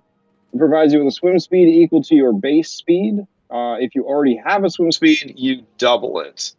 The Oh, sword gives you dang. resistance to cold damage. If you already resist cold damage, you gain immunity to cold damage. Dang. And you can cast the Shape Ward or Cantrip, tying it to the stat of your choice. Additionally, it has the property Star Dusted. This blade deals an additional 1d8 necrotic damage to giants and titans. Fuck. Well, shit. Guess I'm switching to a cutlass. Sorry, Andronicus. Additionally, It's mundane. the chunk of coral that you got could be fashioned into a dagger, short sword, spearhead, or similar sized weapon that would essentially be enchantable and have the star dusted property. Yeah. Yeah, that's perfect for your sickle then. Mm-hmm. Nice. Can you throw that on my sheet, Crash? If it's made already. If it's not, Yeah. Let me grab it.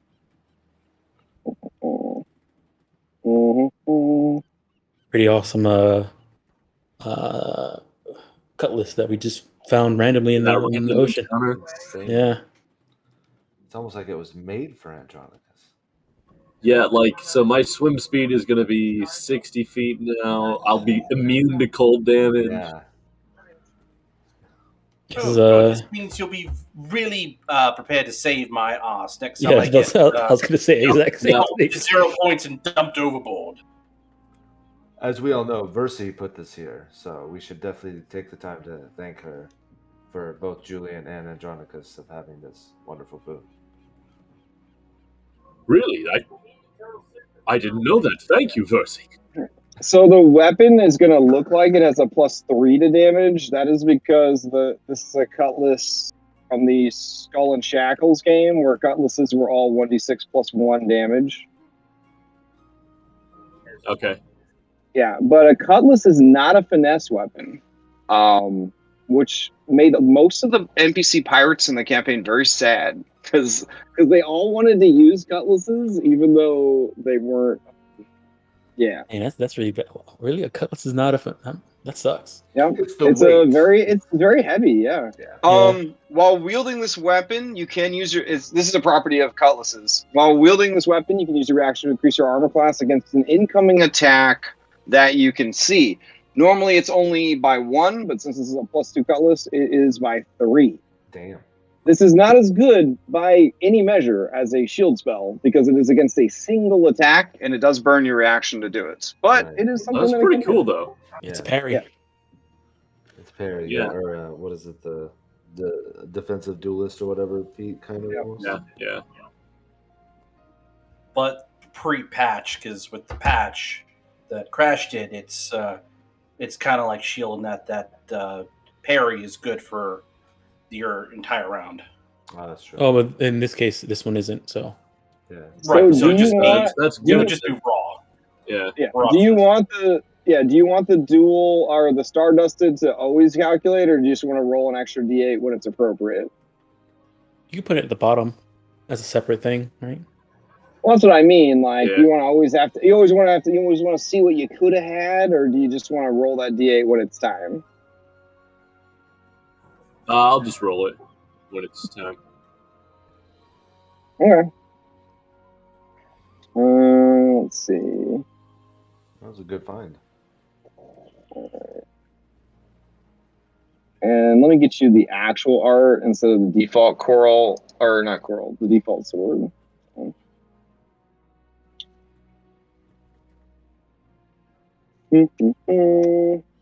right. Go to UI, icons, item. There it is.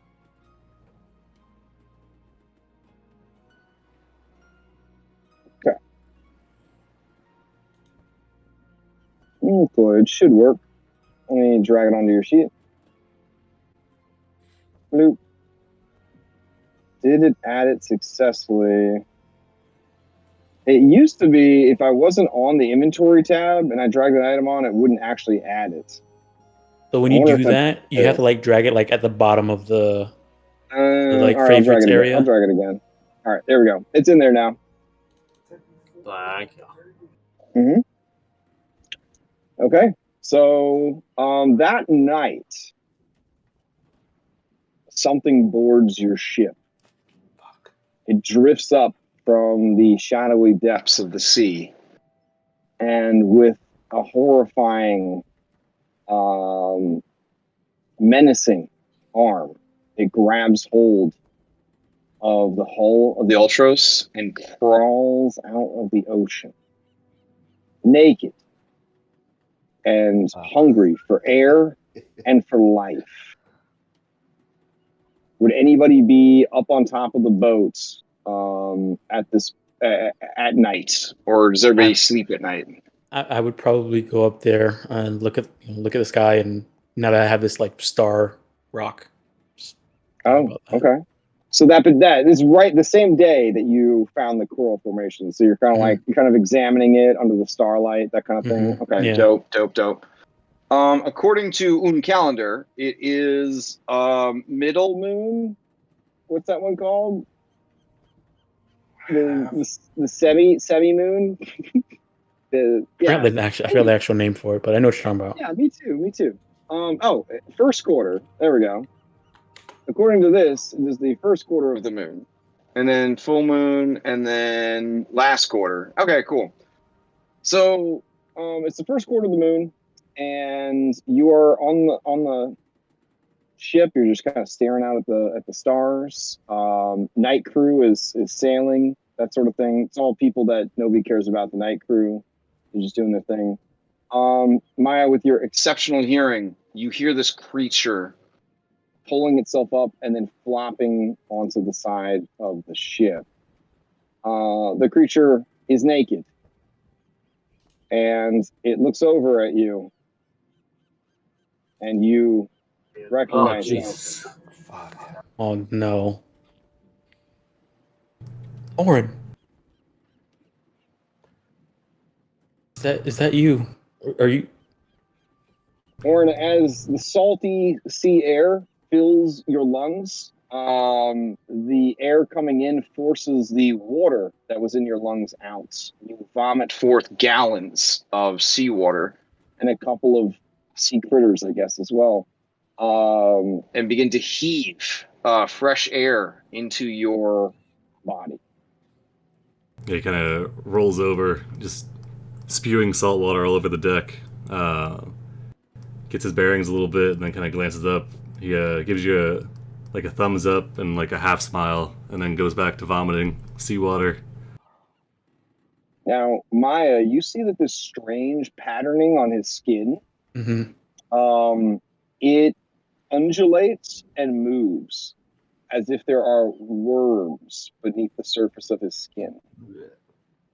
And it seems to encompass most of the left side of his body, from his head all the way down to his toes. I'll call out. You also see that eye that you burned is back. Is back and is staring at you, as if I know what you did. Just I'll give me a second. You got? I'll get you some clothes, and I'll run down, and if you know, while walking past everybody else's quarters, I'll let them know that Oren's back. Like knock Oren's back and keep going and go down to his room and get it all his shit that we grabbed. Yeah, well, not all of it, just at least some clothes for him. No, I'll grab Telemachus rushes out into the hallway and says, "He's returned, my greatest student." But Oren, there's something. I'm coming for you, and he pounds upstairs. All right. And then I'll make sure I get his eye patch for him. He's got like a tarp or some other canvas from the deck, and he's kind of wrapped it around himself like a toga. Okay. Telemachus embraces you, and nervously, Oedicus circles you as if afraid to approach, but also on guard that anyone might come near you. Rope Snake jumps off of Oedipus's back and slithers over to you. As a magical item creature, it does not care about any of your weird stuff. And it curls around your arm. Rope Snake, glad you made it out. It Telemachus, looks at you.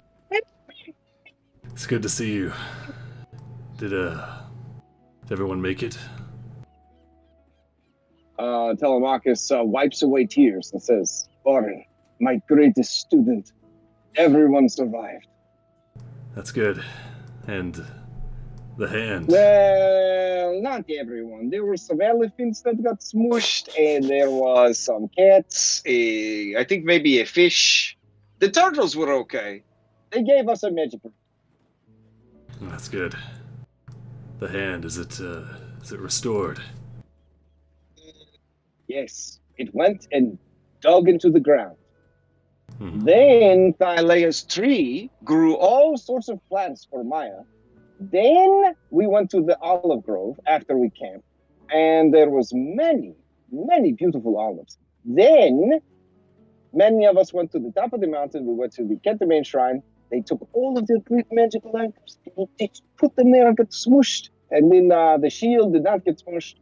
And then we came all the way back, and we took all sorts of magical fruit. And then we made it into alcohol. And then we came back to the boat. And then we were sailing, and we found a giant floating metal harp.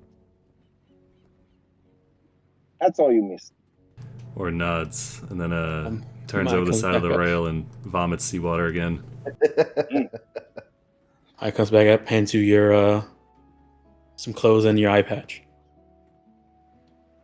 Says, when we get a chance, you should see a mirror. I don't know if you can actually can you see your left, it's his left side, right? It's like all like this, yeah. Your left hand. He holds up his left arm, which has seems like it has like a purple hue to it almost, and these writhing, kind of dark shapes below the surface of the skin. Says, it's pretty bad, isn't it? Now, what is also creepy is his eye. The movement of the eye seems to influence the movement of the markings.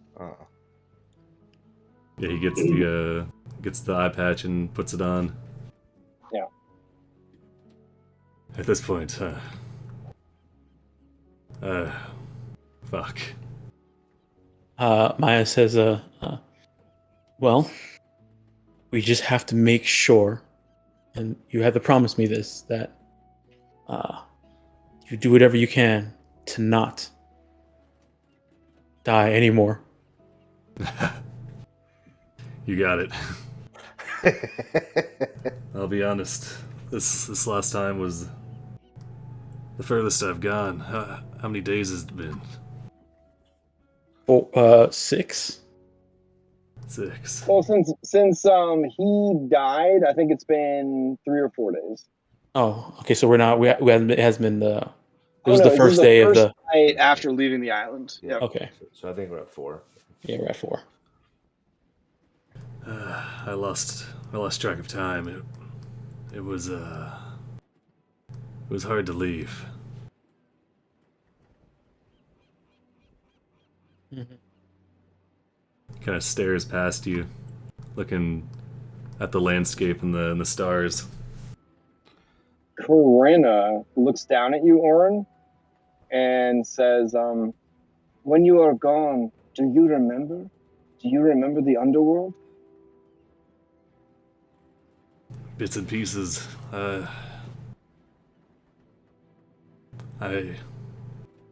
He kind of gives the same half smile. You can see it's only with the right side of his face. He says, I saw some old friends. Oh? I think. It was nice, but I knew I had to leave. When Siwa gets there, he just kind of brushes through and gives you a hug. He returns it. I was beginning to worry. It's been 4 days. I was concerned this was the one.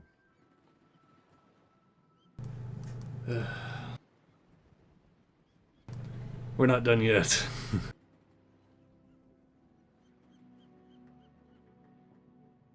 We're on our way to the Chimera Island, by the way. Hope you're ready for another round. He goes to vomit, but then stops himself, and he's like, I'm good. I just need to rest, maybe. How you feeling? Any healing needed? Anything I can do? No, I feel pretty good, all things considered. I guess the old body was not fit for use anymore. It was quite mutilated. We buried it. I tried. Well, no. Oh, I did take the eye and. Did you take the armor? Oh no! Yeah, your armor's down, and your all your equipment is in your At this point, Atticus begins to lick your face. Yeah, Warren kind of picks him up, ruffles his fur. It's Atticus, my boy. He also ate a part of you. Ah, you little bastard. Well, it's to be expected. He is a hyena. Yes, yeah. I was jealous. Was Maya banging on everybody's door, or just whatever? I ran through and banged on everybody's door and said Oren's here, and then went to his room and got just some clothes in the side patch. So yeah, and if you woke up, you could have woken up from my going and waking everybody up. Pretty much. Yeah, there was enough ruckus that anybody that wanted to kind of go see Oren and be here for that could definitely do that.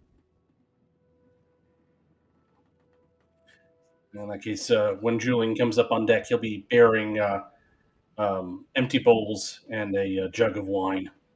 Ah, nice. Yeah, you can see we would Warren. normally have the scene on the ship, but I sort of broke it trying to fix parallaxia way back, and I forgot. I'm looking at the post-it note right now that says "Fix Ultras."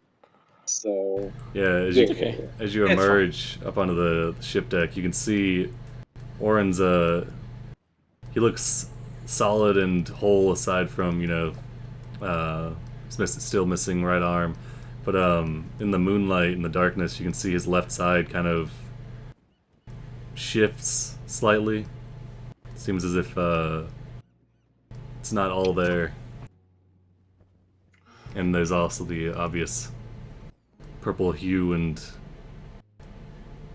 skin worms. I don't know. Yeah. I mean, to some people, they kind of have that verniculated look of worms. But to others, it might appear as more like a mist kind of swirling, like a cloying mist beneath the skin. But yeah, in that moment where the moonlight kind of shines on him, everything except the markings disappears for a moment, and the markings kind of sparkle a bit like the Nyx itself. So you basically see half of Oren circulatory system style, like the eye and then the markings coming out of the eye. It's only for the briefest moment, and then he kind of is whole again. It's like little storm clouds underneath his skin. Yeah. That's cool. It's definitely open to interpretation. Yeah. Yeah. I can't, Oren. No more deaths. I thought it was a good plan. It was a good plan for what we knew. It was that one unknown thing that kind of caught us off guard there. Well, I'm glad everyone made it out. Did you Did you, Telemachus said you got what you needed, Maya. Yes, and she'll hand you your 2 cuttings. You can hold on to these. I know the way now. Things are pretty bad down there. The line is long. And when you say that, she pushes the 2 of them towards you. Says, "Take them." He nods. It's not about knowing the way, darling. It's about being able to come and go out of the club. You don't want to get stopped by the bouncer now, do you? You'd be surprised. I guess I would. Yeah, it kind of goes back as the same kind of distant look.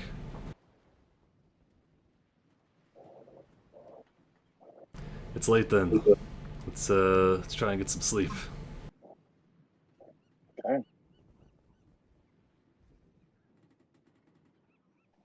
And Oren, you do sleep deeply and without dreams.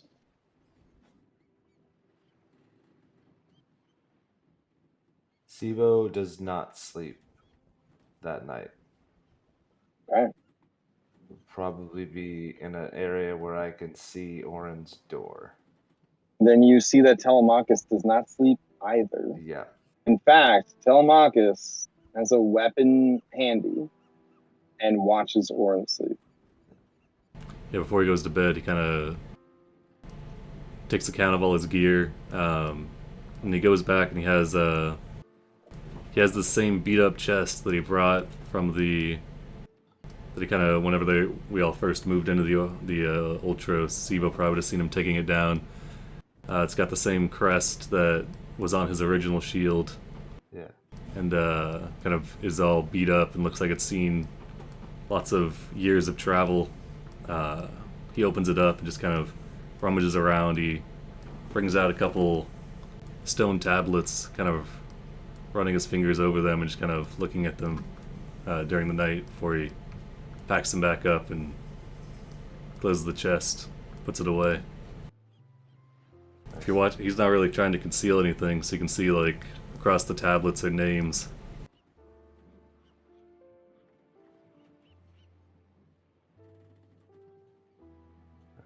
And Telemachus plays at the excuse that he was up late working anyways, because he's working on his memoirs. It's fine, Telemachus. I can, I think I want to sleep upstairs. Until kind of gather things and like a blanket and a pillow, head upstairs. Oh, okay. Sleep under the stars kind of deal? Yeah. All right. The heavy rains that sort of plagued the journey during the day have dwindled to just a light misting here in the evening hours. Or I guess the late night hours. Yeah. All right. So, the sun does rise on your second day of travel to Chimera Island. Everything seems pretty chill until Julian's water breaks. Oh, snap. Hey. Until my what breaks? Your water breaks. You're having a baby. You mean the egg hatches? Yes, you're only 2 centimeters that's dilated. You're fine. You have plenty of time. Yeah. So, Julian, what has been your care routine for the egg? Keeping it warm, talking to it at night about the events of the day. Not touching it because it's acidic. Yeah, fair. But trying to love it, from afar. Okay. Just really talking to it. You have caught your mother tending to the egg many times. I think we did mention that since it's like we know that bronze is like resistant to the acid from what we dealt with the thing. I think we talked about that. So you said that if you wanted to touch it, you have to use it through like a bronze. Yeah, I believe it's in a bronze bowl or Yeah, cradle. it's in a bronze box. Yeah. Yeah. So you have caught your mother and your uncle both tending to the egg, checking in on the egg, over the course of the journey thus far.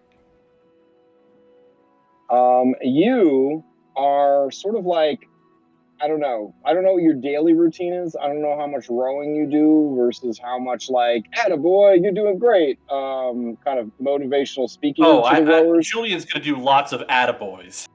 Okay. You swing by your room to refresh your pocket wine. And the egg is moving. The bowl is making wobbling sounds, and the egg is sort of rocking back and forth. This has not happened before. Wait, what was that last bit? I didn't quite catch that. This has not happened before. Yeah, this has not happened before. The egg has not actually moved at all. Okay.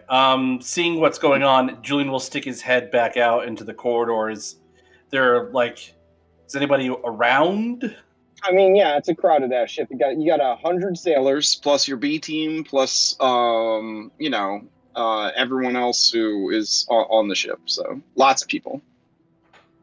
Okay. In that case, I will flag down the nearest B team member and ask them to go and get everybody. B team, Pythor, Kyra, the others, so they can be present. No, it's the oil salesman.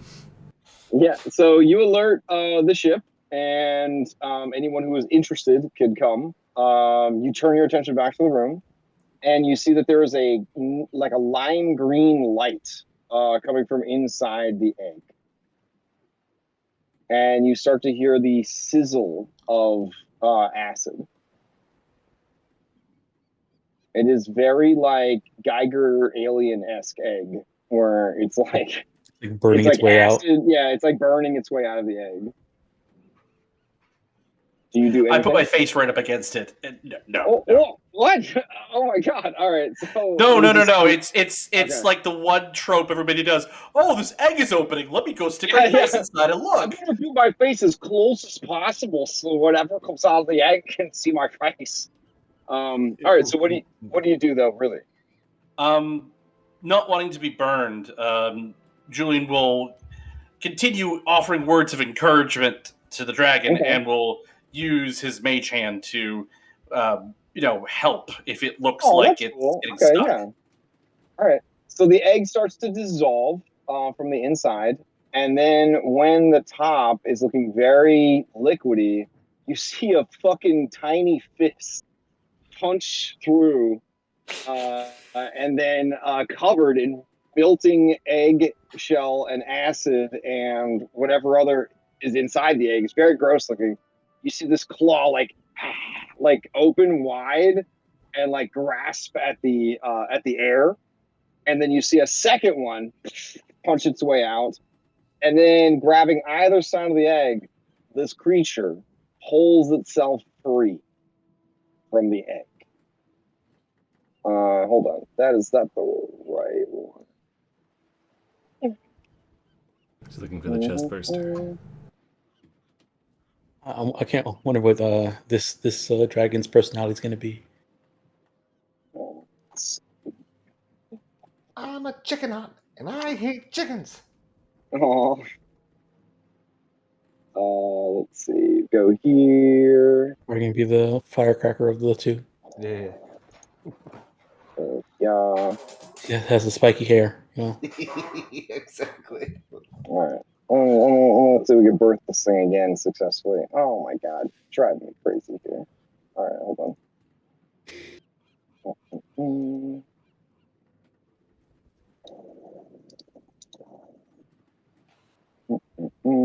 All that is correct. All right. And drag out.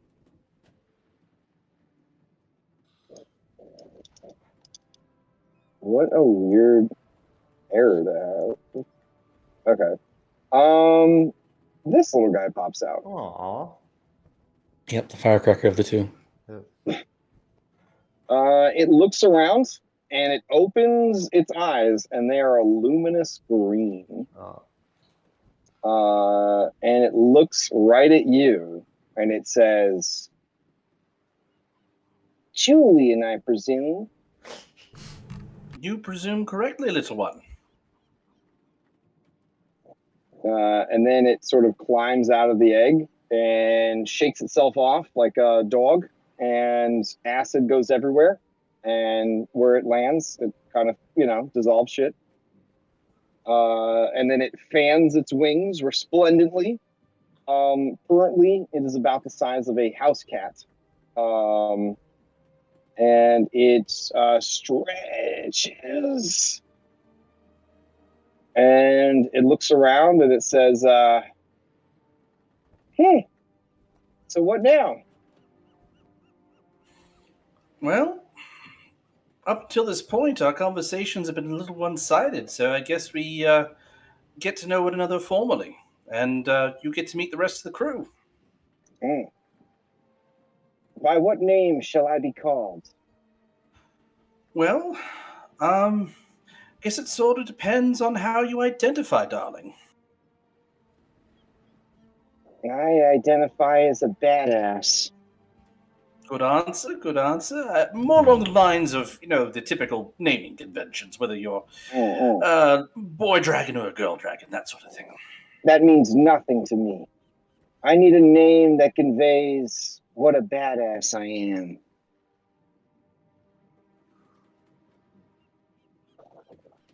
You need a name that identifies you as You seem capable. Perhaps I will be named Julian. I'm pretty full myself. I don't know if I'd be quite so bold as to name my dragon name name the dragon that is in my care after myself. Well, we wouldn't have the same name. I would become Julian, and you would need a new name. I like him.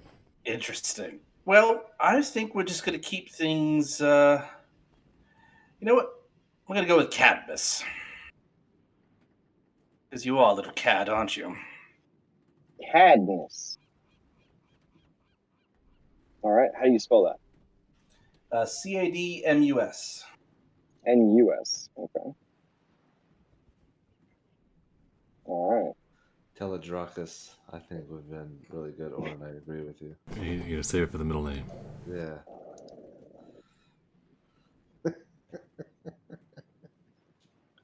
All right. I have updated his name to Cadmus. So, I understand that there are many people in wherever we are at. And wherever we are at moves a lot, all the time. Yes, we are on board the... very hungry. All right, well, let's go to the mess. We'll fix that. The mess is where the food is. Yes. Do you have any bugs? Well, I'm not 100% sure what a bug is, but I would like to eat one.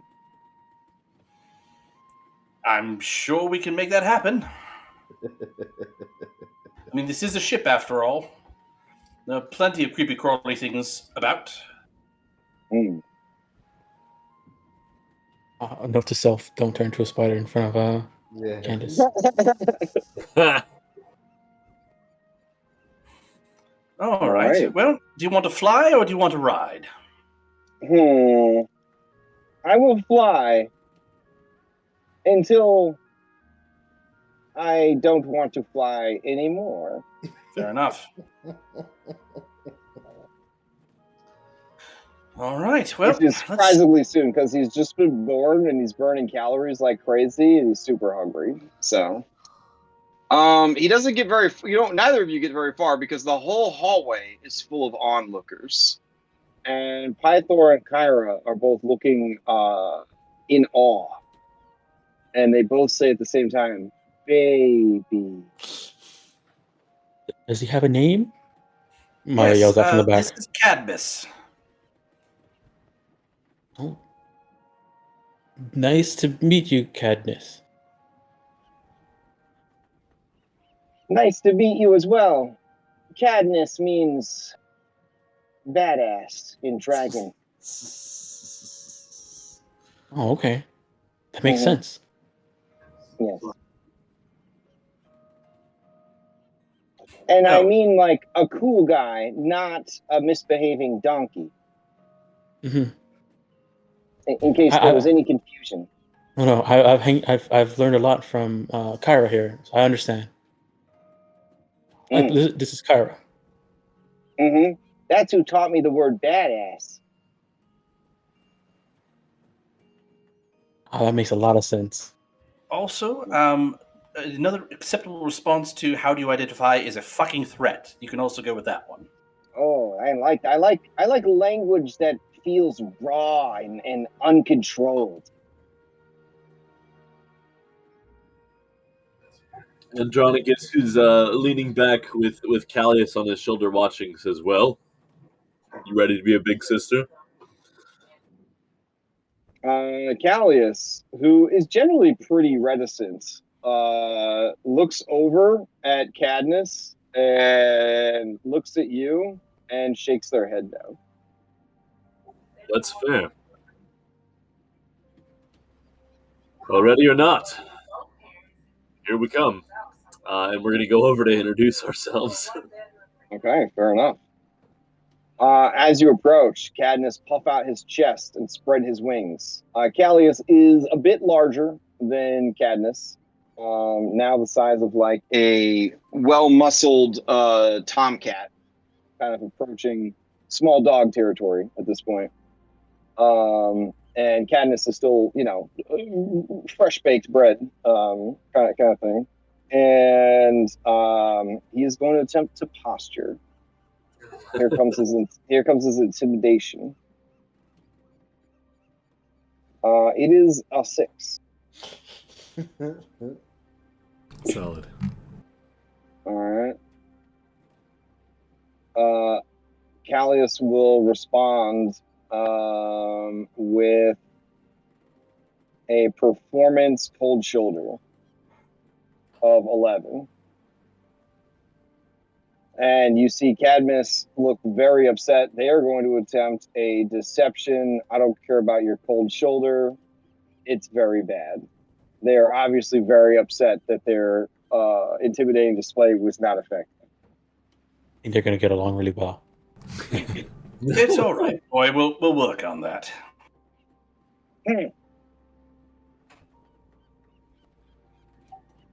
Well, now, Cadmus, is it? It's Cadmus with an M, not an N. Oh, my bad. I will update every single instance of it. Hold on. There we go. I figure I should say something sooner rather than later. Oh, yeah. Yeah, at the hospital, when they put the wrong name on the birth certificate, you definitely want to catch that pretty quick. So, all right. It happened with me.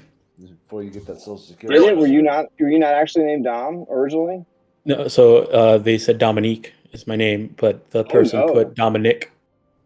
Oh, and then they had to fix it. Dang.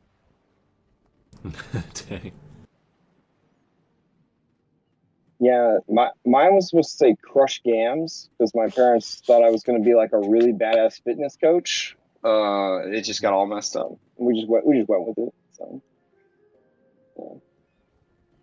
yeah. All right. Callius clears her tiny throat and says,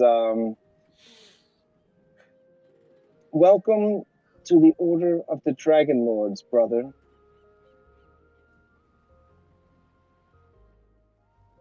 And Cadmus looks very impressed and happy. And he smiled real big. And then his tummy grumbles, and everyone either laughs or is completely destroyed by how cute he is. And then Pythor says, "We need to get this kid some food now!" And he starts like football player style, like pushing people down, clearing a path to the galley. All right. Yeah, Orin approaches. So, Good to meet you. Welcome to the Heroes of Prophecy. You can call me Orin, and this is Oedicus and Rope Snake. He eyes Rope Snake hungrily. Orin No, we don't eat rope steak. Rope steak is an ally. Gets Don't into eat Rope our steak- allies. There's something about Rope Snake that just looks so delicious. His soft pink body, his segmented muscle structure. Either way, here, you can take this. And Orin will hand him the strange copper coin that he almost mistakenly gave Callius. Oh, dang. Cadmus's eyes glow with a feverish green light. And he says, treasure. Beginning And of your then, first like war. all animals in any game that I run, he puts the coin into his marsupial pouch. Julian, I've sent you a copper coin. Alright, then Orin steps aside. Oh. He keeps Rope Snake close to the chest, though. Rope Snake knows that its life is in danger. Okay. Yeah, and then you go off to feed this baby dragon. Are you gonna like gang press this dragon into the service of the Dragonlords right away, like a certain can't paladin afford it. did? Oh, okay. so I am able to cast the spell for free due to my subclass, and it says in the Oh. spell that you can cast it for someone else as long as you're touching them. You can So if you want to do it right away, I can cast it for you. you can officiate. Yeah, basically. Right, but you still need the material component. So As my class, I do not need the material component. Yeah. Like literally, this paladin subclass, its special features are lore.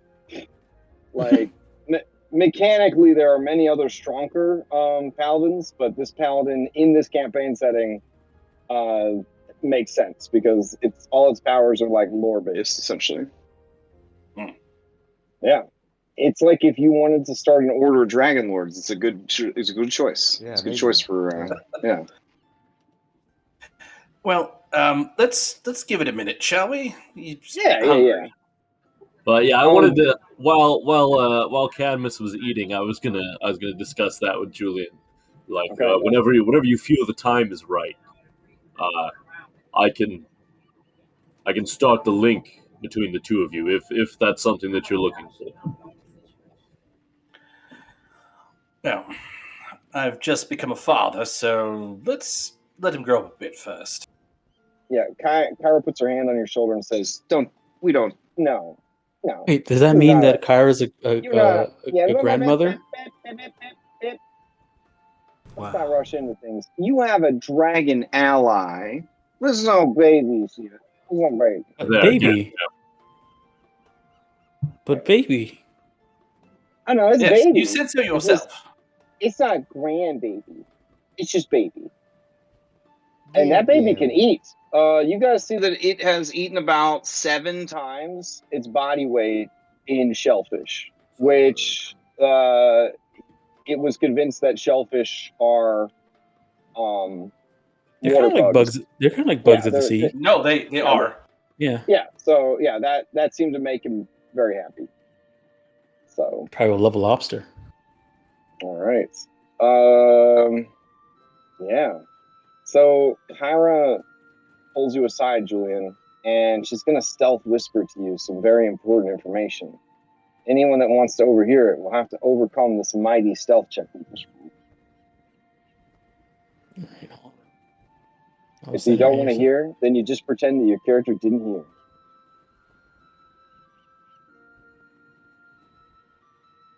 All right. She whispers to you, Julian, and she says, Sibo, you're awfully close. Also, Lucas. Oh, damn. Okay. Oh, Oh, Maya, you definitely heard. Yeah. Okay. Oh, damn. Any materials, tools, weapons, etc. used to achieve this goal. You're drunk. Your ear falls off. No. You gain a misfortune token. That's unfortunate. Oh, But you get to long rest tonight, so I guess it doesn't matter. Yeah. So. So yeah, Kyra pulls you in, Julian, and says, listen, we don't need to rush into anything with little grandbaby here. Like, Andronicus, he bringing that baby to fight legendary sharks and shit like that. I don't think he understands. The babies don't just respawn. Like, you need to take good care of this baby. No, I understand. I'm not gonna take it. No, I don't think you do. What I'm trying to tell you is if anything happens to this baby, I will destroy you. Yes, mother. And then she gives you a gentle pat on the cheek. And then she begins to just mentally, physically, and spiritually fall apart from how cute Cadmus is. Good name. If you could see me with my pug Scribbles IRL, you would understand how these people are acting. Anything that Scribbles does, I just completely fall apart as a human being. So, God forbid Scribbles yawns. Yeah, if Scribbles yawns, I just fall. I fall on the ground. I have a seizure. It's ridiculous. So,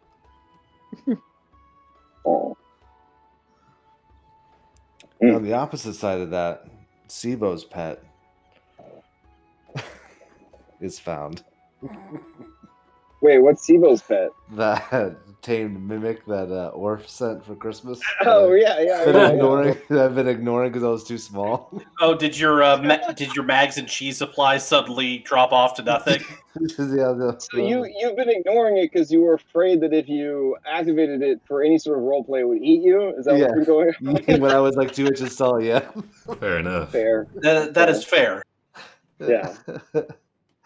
Maya looks around at everybody with their Pokemon and then thinks, no, it's okay. It's too much responsibility. Yeah. Aw, Corinna sees you sad and says, don't worry, Maya. There's probably a special companion out there for you too. Well, I mean, I do kind of summon something almost every fight, so I guess that counts, right? Yeah. Do you want to hold Rope Snake? No, it's okay. All right. Well, I have enough in a snakes. way, Maya, aren't all your snakes like your Pokemans? I guess so. She looks up at her snakes. Yeah, they all give you like a nod, like, yeah, of course. Even though you killed 2 of us. I mean, yeah, like we're there. They came back. Yeah, they came back. Yeah, what are the 2 that came back? How do They just dead ass stare at Maya. Watch out for those 2. We're all one here. Yeah, the world is big, though. I'm sure we'll find something special for you. Mm-hmm. And then she kind of conspires with you. Maybe conspires is the wrong word. She confides in you. I hope someday that I can be a dragon lord in the new order, and that I will get a dragon of my own. It I is know in it'll your... be silly because I will never live long enough to see a dragon old enough for me to ride, but I would still like to help train the dragon for the next generation. Oh, if it's something you really want to do, Brenna, then you have to put your mind to it and go for it. If you need any help from us, we have members here who are starting it, so you know who to turn to. And I don't know if this will help or not, but it is in your blood. She smiles and says, there was a time when I was ashamed of my bloodline, but you and the others have taught me that it is never too late to change the past. We are making a new future, and that future, it can make right the wrongs from before. I want to be a part of that future. Yes. And she embraces you. Yeah, I return the embrace. Also, think how cool it would be to be the training of the Amazons and the the Order of the Dragonlords together. Yeah, she her eyes go wide. She takes a deep breath and like lets out like a steadying breath and says, "I am ready. I am ready to help you reclaim Themis. It is the first step of many." That reminds me. I did ask you something kind of important a while back when we were on Mitros before the Great Games, but I understand that you weren't yourself then. I don't know if you heard what I had asked you, or if you remember that. But if not, I'll probably ask you again. When we do, if I do become the queen, ex-queen, Themis, I would like to have at least somebody that I can trust by my side as like similar to Macalia for Percy. And I wanted to ask if you would be interested. Of course. There's no hesitation.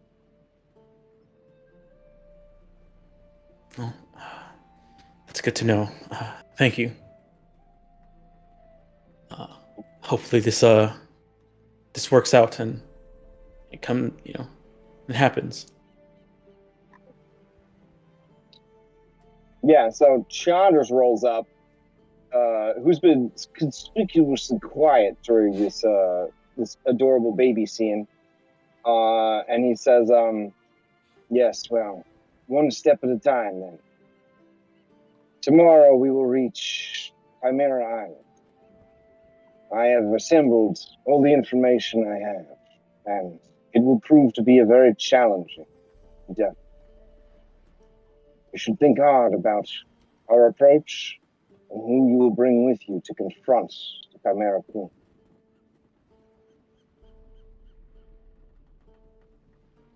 And I guess that's where we'll end it, because we're at like 12:20. So yeah.